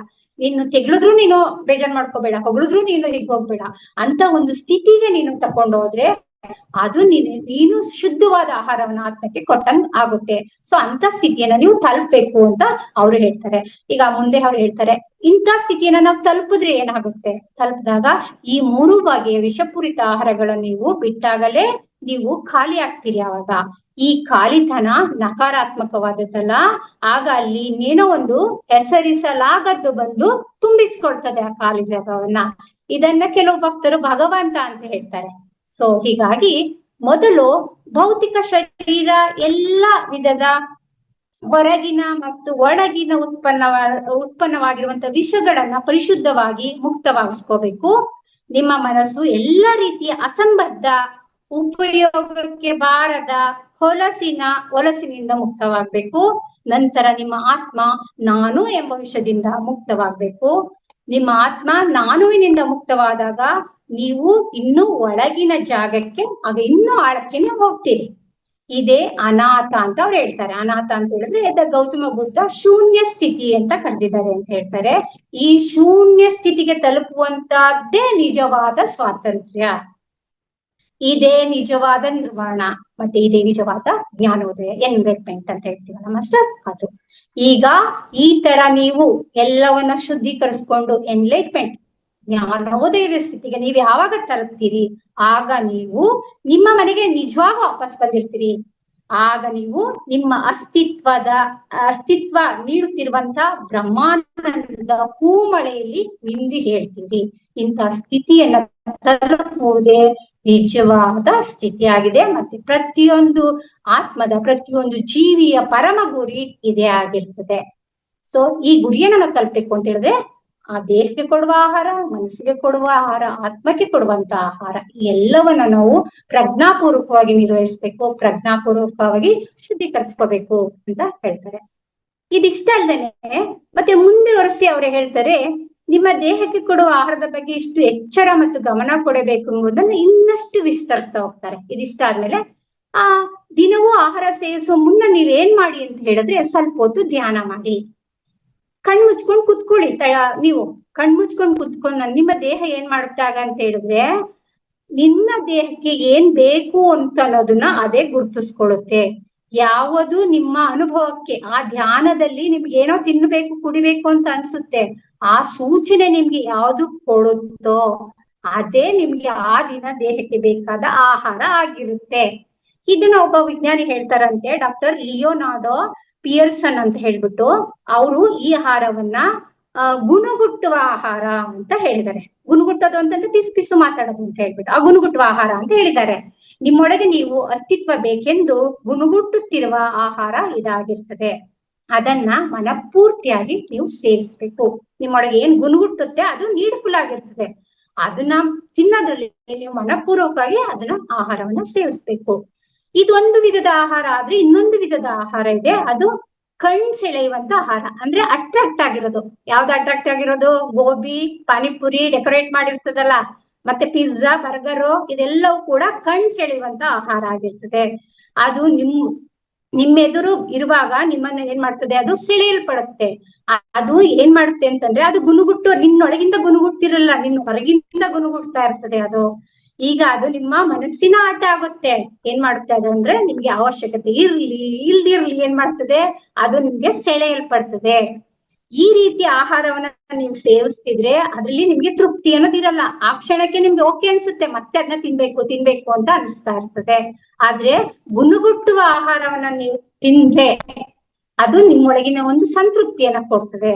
ಹಾಗಾಗಿ ನೀವು ಹೊರಗಿಂದ ಗುಣಗುಟ್ಟುವ ಆಹಾರವನ್ನ ತಿನ್ಬೇಡಿ, ನಿಮ್ಮೊಳಗಿಂದ ಗುಣಗುಟ್ಟುವ ಆಹಾರವನ್ನ ಸೇವನೆ ಮಾಡಿ ಅಂತ ಹೇಳ್ತಾರೆ. ಮತ್ತೆ ಅವರು ಒಂದು ಪ್ರಯೋಗವನ್ನ ಮಾಡಿದ್ರಂತೆ. ಏನ್ ಪ್ರಯೋಗ ಅಂತ ಹೇಳಿದ್ರೆ, ಸಣ್ಣ ಮಕ್ಕಳಿಗೆ, ಚಿಕ್ಕ ಮಕ್ಕಳು ಇರ್ತಾರಲ್ಲ ಮಾಸ್ಟರ್ಸ್, ಅವ್ರಿಗೆ ಆಹಾರವನ್ನ ಸೆಲೆಕ್ಟ್ ಮಾಡ್ಕೊಳಕ್ ಬಿಟ್ಬಿಟ್ರೆ ಅವ್ರ ದೇಹಕ್ಕೆ ಏನ್ ಬೇಕೋ ಅವರೇ ಸೆಲೆಕ್ಟ್ ಮಾಡ್ಕೋತಾರಂತೆ. ಯಾವ್ದಾದ್ರು ಒಂದು ಮಗುಗೆ, ಕಾಯಿಲೆ ಇರುವಂತ ಮಗುಗೆ ಒಂದಷ್ಟು ಹಣ್ಣುಗಳನ್ನ ರಾಶಿ ಹಾಕ್ಬಿಟ್ಟು ನೀವು ಬೇಕಾದ ಹಣ್ಣು ತಗೋಂತ ಬಿಟ್ರೆ ಆ ಮಗು, ಅದ್ರ ದೇಹದಲ್ಲಿ ಒಂದು ಗುಣಗುಟ್ಟುವ ಆಹಾರ ಆಪಲ್ ಬೇಕು ಅಂತ ಇರುತ್ತೆ ಅಂತ ಇಟ್ಕೊಳ್ಳಿ, ಅದ್ ಎಲ್ಲಾ ಹಣ್ಣುಗಳನ್ನ ಬಿಟ್ಟು ಆಪಲೇ ತಗೊಳತ್ತಂತೆ. ಹಾಗೇನೆ ಪ್ರಾಣಿಗಳಲ್ಲಿ ಕೂಡ ಈ ಪ್ರಜ್ಞೆ ಇದೆ. ಪ್ರಾಣಿಗಳು ನೀವು ಏನೇ ಕೊಡಿ ಅದು ತಿನ್ನೋದಿಲ್ಲ. ಈಗ ಎಷ್ಟೇ ಸೊಪ್ಪಿರುವಂತದ್ನ ಬಿಡಿ, ಅದು ಸೆಲೆಕ್ಟ್ ಮಾಡಿ ಅದು ಆಹಾರವನ್ನ ತಿನ್ನುತ್ತೆ. ಅದಕ್ಕೆ ಓಶೋ ಹೇಳ್ತಾರೆ, ಆ ಚಿಕ್ಕ ಮಕ್ಕಳಿಗಿರೋ ಪ್ರಜ್ಞೆ, ಪ್ರಾಣಿಗಳಿಗಿರೋ ಪ್ರಜ್ಞೆ ಕೂಡ ಮನುಷ್ಯನಿಗೆ ಇಲ್ಲ. ಮನುಷ್ಯ ಏನ್ ಮಾಡ್ತಿದ್ದಾನೆ ಅಂತಂದ್ರೆ, ತನ್ನ ಕಣ್ಣನ್ನ ಸೆಳೆಯುವಂತ ಆಹಾರವನ್ನ ಅವನು ತಿಂತಾ ಹೋಗ್ತಾನೆ. ಮತ್ತೆ ಮನುಷ್ಯ ಮಾತ್ರ ತನ್ನೊಳಗಿನ ಈ ಭಾಷೆ ಏನಿದೆ, ಅಂದ್ರೆ ಗುಣಗುಟ್ಟುವ ಆಹಾರ ಏನಿದೆ, ಅದನ್ನ ಮರ್ತಿದ್ದಾನೆ. ಯಾವುದೋ ಒಂದು ಕೋಲಾ ಕಂಪ್ನಿ ಕೊಡುವಂತ ಅಡ್ವರ್ಟೈಸ್ಗೆ ಅದು ಮೋಹಕ್ಕೆ ಬಿದ್ಬಿಟ್ಟು ಆ ಪಾನೀಯ ತನ್ನ ದೇಹಕ್ಕೆ ಬೇಕೋ ಬೇಡವೋ ಅಂತಂದನೆ ಅದನ್ನ ಕುಡ್ದು ತನ್ನ ದೇಹವನ್ನ ಶೋಷಣೆಗೆ ಒಳಪಡಿಸ್ತಾನೆ. ನಿಮ್ಮ ದೇಹಕ್ಕೆ ಏನು ಬೇಕು ಎನ್ನುವುದನ್ನು ಅರಿಯಲು ಆರಂಭದಲ್ಲಿ ಅದರಿಂದ ನೀವೇನ್ ಮಾಡಿ ಅಂತ ಹೇಳಿದ್ರೆ, ಒಂದಷ್ಟು ಹೊತ್ತು ಧ್ಯಾನಸ್ಥರಾಗಿ ನಿಮ್ಮ ದೇಹಕ್ಕೆ ಏನು ಬೇಕು ಅಂತ ಅನ್ನೋದನ್ನ ನೀವು ಗಮನಿಸ್ಕೊಂಡು ಅದನ್ನ ಕೊಡ್ಲಿಕ್ಕೆ ಶುರು ಮಾಡಿ. ಇದು ಪ್ರಾರಂಭದಲ್ಲಿ ನಿಮ್ಗೆ ಕಷ್ಟ ಆಗ್ಬೋದು, ಆದ್ರೆ ಪ್ರತಿದಿನ ಈ ಕ್ರಿಯೆಯನ್ನ ನೀವು ಮಾಡ್ತಾ ಹೋದ್ರೆ ನಿರಂತರವಾಗಿ, ಖಂಡಿತ ನೀವು ನಿಮ್ಮ ದೇಹದೊಳಗೆ ಏನು ಅಪೇಕ್ಷೆ ಇದೆ, ನಿನ್ನ ದೇಹಕ್ಕೆ ಏನು ಬೇಕಾಗಿದೆ ಅಂತ ಹೇಳಿ ನಿಮ್ಮ ದೇಹವೇ ಗುರುತಿಸ್ಕೊಳ್ಳುತ್ತೆ. ಆ ಸ್ಥಿತಿಯನ್ನು ನೀವು ತಲುಪಿ ಅಂತ ಹೇಳ್ತಾ ಹೋಗ್ತಾರೆ. ಹಾಗಾಗಿ ಅವ್ರು ನಂತರ ಹೇಳ್ತಾರೆ ಮುಂದುವರೆದು, ಯಾವುದೇ ಆಹಾರವನ್ನ ತಿನ್ನುವಾಗ ಚೆನ್ನಾಗಿ ಜಗದು ತಿನ್ನಿ, ಚೆನ್ನಾಗಿ ಅಗದು ತಿನ್ನಿ. ಯಾಕೆ ಅಂತ ಹೇಳಿದ್ರೆ, ನಿಮ್ಗೆ ಯಾಕೆ ಅವಸರ, ನುಂಗೋದಕ್ಕೆ ಅವಸರ.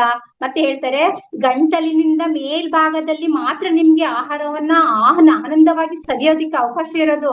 ಗಂಟಲಿನಿಂದ ಕೆಳಗೆ ಹೋದ ತಕ್ಷಣ ರುಚಿ ನಿಮ್ಗೆ ಏನೂ ಗೊತ್ತಾಗೋದಿಲ್ಲ. ಅದಕ್ಕೆ ನಿಧಾನವಾಗಿ ಆಹಾರವನ್ನ ಏನ್ ತಿಂತೀವಿ ಅದನ್ನ ಸವಿದು ತಿನ್ನಿ ಅಂತ ಹೇಳ್ತಾರೆ. ಹಾಗೇನೆ ಆಹಾರಕ್ಕೆ ಏನ್ ಪರಿಮಿತಿಗಳಿದೆ ಅಂತ ಹೇಳ್ತಾ ಹೋಗ್ತಾರೆ.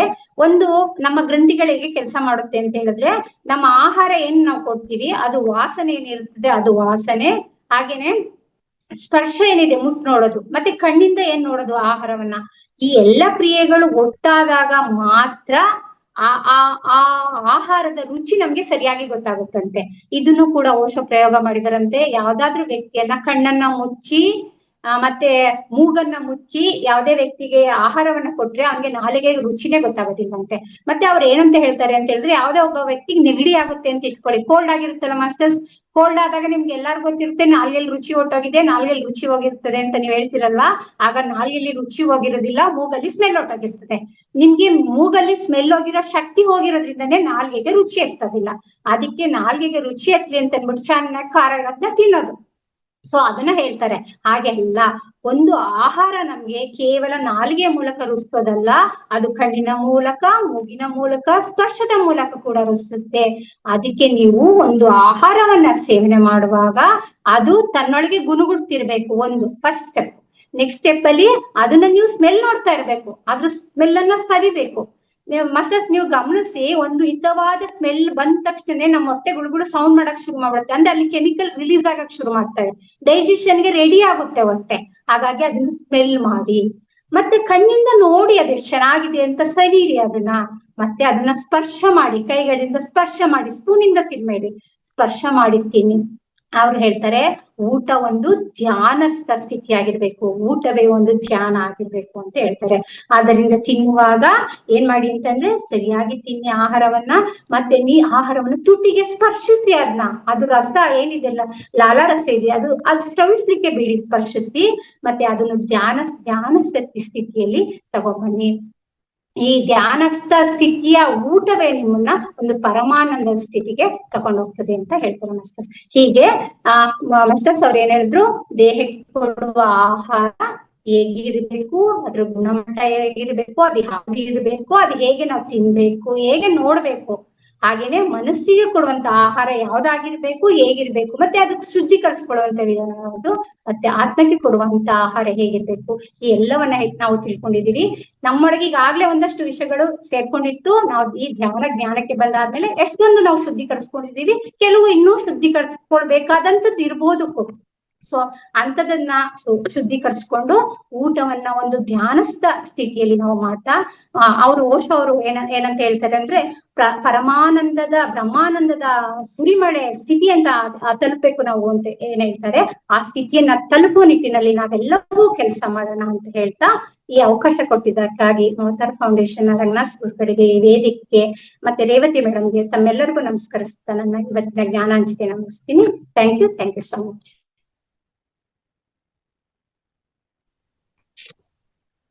Thank you ma'am, thank you very much.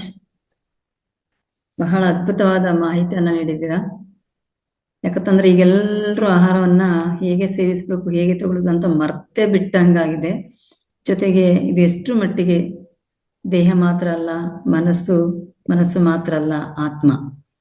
ಈ ದೇಹ, ಮನಸ್ಸು, ಆತ್ಮ ಹೇಗೆ ಒಂದಕ್ಕೊಂದು ಸಂಬಂಧವಾಗಿ ಈ ಒಂದು ಪರಿಣಾಮ, ಒಂದು ನಾವೇನು ಆಹಾರದ ಕ್ವಾಲಿಟಿ ಏನಿದೆ ಅಥವಾ ಕ್ವಾಂಟಿಟಿ ಏನಿದೆ, ಅದರಲ್ಲಿರೋ ತತ್ವ ಏನಿದೆ, ಇದನ್ನ ಹೇಗೆ ಸೇವಿಸ್ಬೇಕು ಅಂತ ಹೇಳತಕ್ಕಂಥ ಬಹಳ ಚೆನ್ನಾಗಿ ಹೇಳಿದಿರ ಮೇಡಮ್. ತುಂಬಾ ಧನ್ಯವಾದಗಳು. ಯಾಕಂತಂದ್ರೆ ಓಶೋ ಅವರ ಕಾನ್ಸೆಪ್ಟ್ ಅಂತ ಹೇಳಿದಾಗ ಸಾಮಾನ್ಯವಾಗಿ ಅವರ ಪುಸ್ತಕದಲ್ಲಿ ನಾವು ಕಂಡು ಬರತಕ್ಕಂಥದ್ದು ಅವರು ಪ್ರಾಕ್ಟಿಕಲ್ ಆಗಿ ಮಾಡಿರ್ತಾರೆ, ಅವರು ಅನುಭವಿಸಿರ್ತಾರೆ. ಯಾರೋ ಹೇಳಿದ್ದು, ಯಾರೋ ಮಾಡಿದ್ದಲ್ಲ. ಇದು ಅವರ ಪ್ರತಿಯೊಂದು ಪುಸ್ತಕದಲ್ಲಿ ಸಹ ಅವರು ಅನುಭವಿಸಿದನ್ನೇ ಬರೀತಾ ಹೋಗ್ತಾರೆ. ಆದ ಕಾರಣ ಇದು ಅಕ್ಷರಸ ಸತ್ಯ. ಎಲ್ಲರ ಒಂದು ಅನುಭವದಲ್ಲಿ ಇದು ಖಂಡಿತವಾಗ್ಲಿ ಅನುಭವ ಆಗಿದೆ ಅಂತ ಹೇಳತಕ್ಕಂಥ ಒಂದು ಅಂಶ.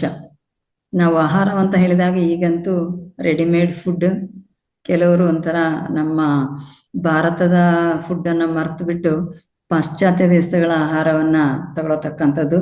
ಜೊತೆಗೆ ಈ ಪ್ರಾರಂಭದಲ್ಲಿ ತಾವು ಹೇಳಿದ್ರಿ ನಮ್ಮ ಆಹಾರ ಹೇಗೆ, ಕೆಲವು ಆಹಾರ ನಾವು ಮೆಡಿಸಿನ್ ಅಂತ ತಕೊಂಡ್ರು ಸಹ ಇದು ಕೆಲವು ಔಷಧಿನೂ ಇರಬಹುದು, ಇದರಲ್ಲಿ ಶಾಶ್ವತ ಜೊತೆಗೆ ಉಪಶಮನದಂತಹ ವಸ್ತುಗಳನ್ನ ಸಹ ನಾವು ಸೇವಿಸ್ತೇವೆ ಅಂತ ಹೇಳ್ತಕ್ಕಂಥದ್ದು.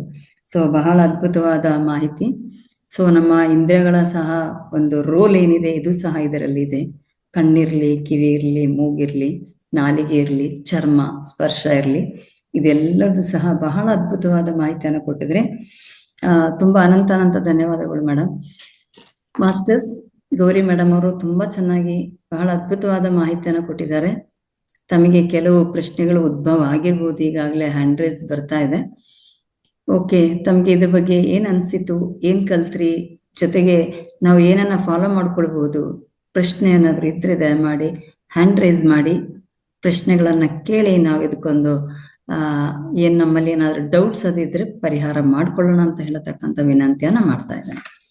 ಓಕೆ, ವೇದವತಿ ಮ್ಯಾಮ್ ಮಾತಾಡಿ ಮ್ಯಾಮ್. ಅನ್ಮ್ಯೂಟ್ ಮಾಡ್ಕೊಳ್ಳಿ, ಆಗ್ಲಿಲ್ವಾ? ಆಯ್ತು ಮೇಡಮ್. ನಮಸ್ತೆ ರೇವತಿ ಮೇಡಮ್. ನಮಸ್ತೆ ಗೌರಿ ಮೇಡಮ್.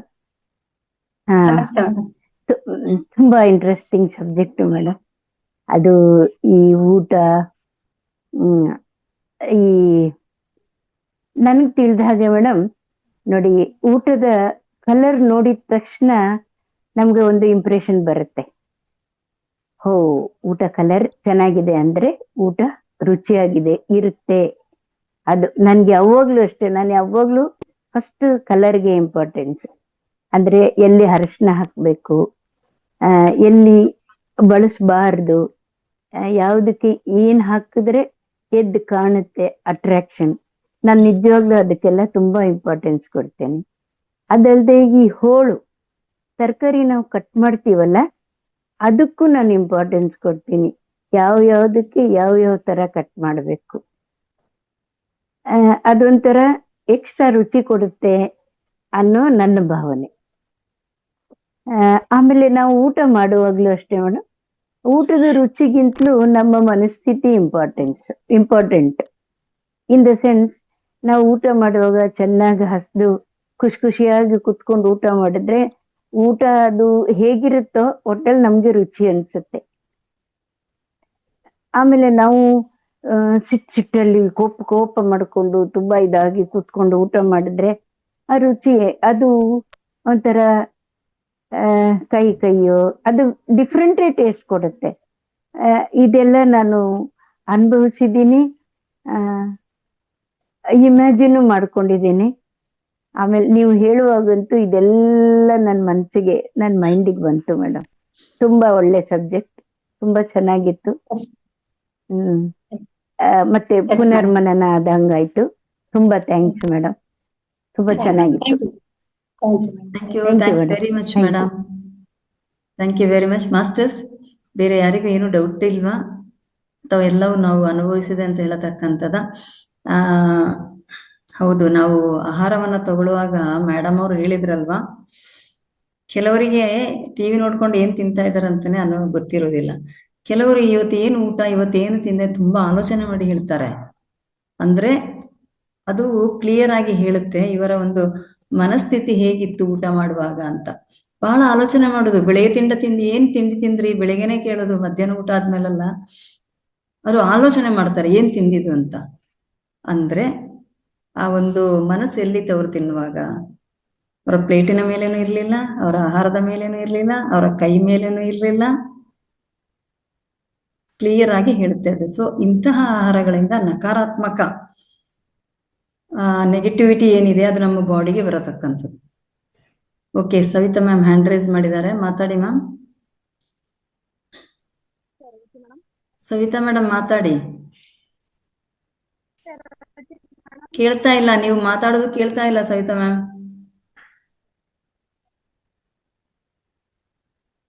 ಓಕೆ, ಬೇರೆ ಯಾರಾದ್ರೂ ಇದ್ದೀರಾ? ಸವಿತಾ ಮ್ಯಾಮಿಗೆ ಮತ್ತೊಮ್ಮೆ ಹೇಳಿ. ಸವಿತಾ ಮೇಡಮ್ ಮಾತಾಡಿ, ಅನ್ಮ್ಯೂಟ್ ಅಲ್ಲಿ ಇದ್ದೀರಾ, ಮಾತಾಡಿ ನೀವು.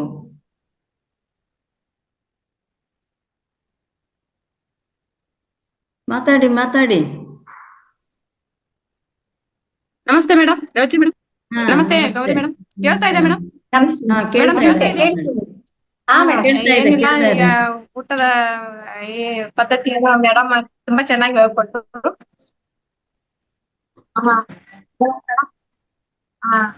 ಮತ್ತೆ ಗೌರಿ ಮೇಡಮ್ ಅವರು ಹೇಳಿದಾಗೆ ನಾವು ಊಟದ ಕಡೆ ಊಟ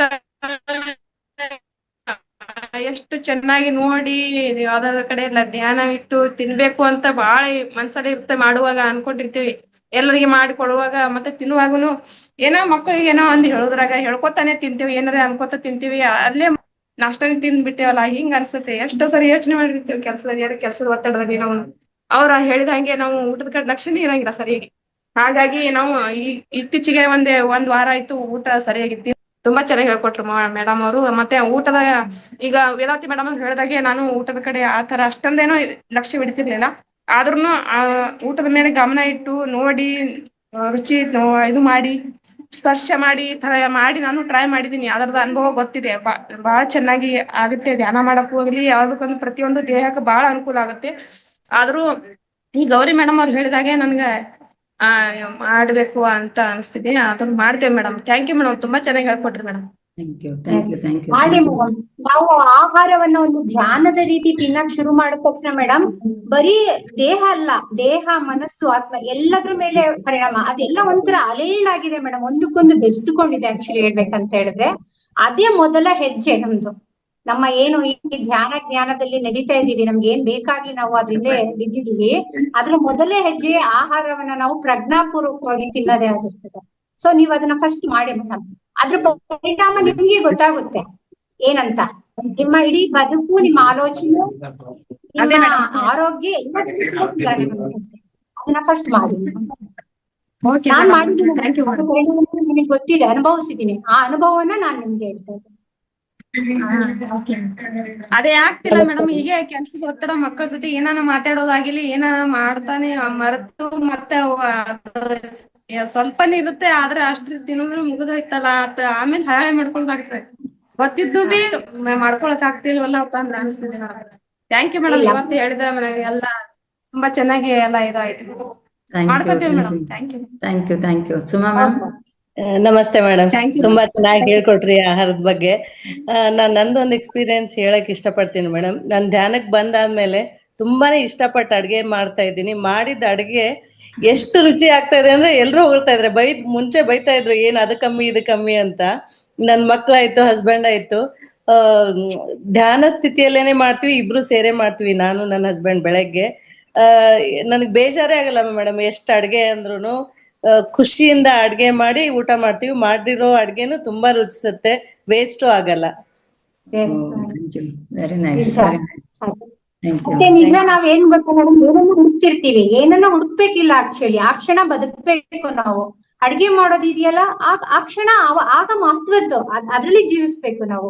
ಊಟ ಮಾಡುವಾಗ ಅದು ಮಹತ್ವದ್ದು, ಅದ್ರಲ್ಲಿ ಜೀವಿಸ್ಬೇಕು. ಓದುವಾಗ ಅದು ಮಹತ್ವದ್ದು, ಅದ್ರಲ್ಲಿ ಜೀವಿಸ್ಬೇಕು. ನಾವು ಈ ಕ್ಷಣ ಇಲ್ಲದೆ ಇನ್ನೇನೋ ಹುಡುಕಿ ಹಿಂದೆ ಓಡ್ತೀವಿ. ಈ ಕ್ಷಣನೂ ಬಿಡ್ತೀವಿ, ಮುಂದೇನು ಸಿಗಲ್ಲ, ಹಿಂದೇನು ಸಿಗಲ್ಲ. ಈ ತರ ನೀವ್ ಮಾಡ್ತಿರೋದು ತುಂಬಾ ಚೆನ್ನಾಗಿದೆ ನಿಜವಾಗ್ಲೂ ಆದರ್ಶ. Thank you. ಇದು ಒಂದು ಲೈಫ್ ಎಕ್ಸ್ಪೀರಿಯನ್ಸ್ ಮೇಡಮ್.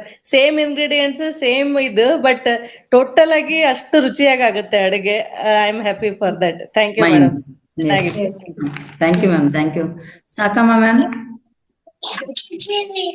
ಹಲೋ, ನಮಸ್ತೆ. ನಮಸ್ತೆ ಮೇಡಮ್. ನಮಸ್ತೆ ಗೌರಿ. ಮಾತಾಡಿ.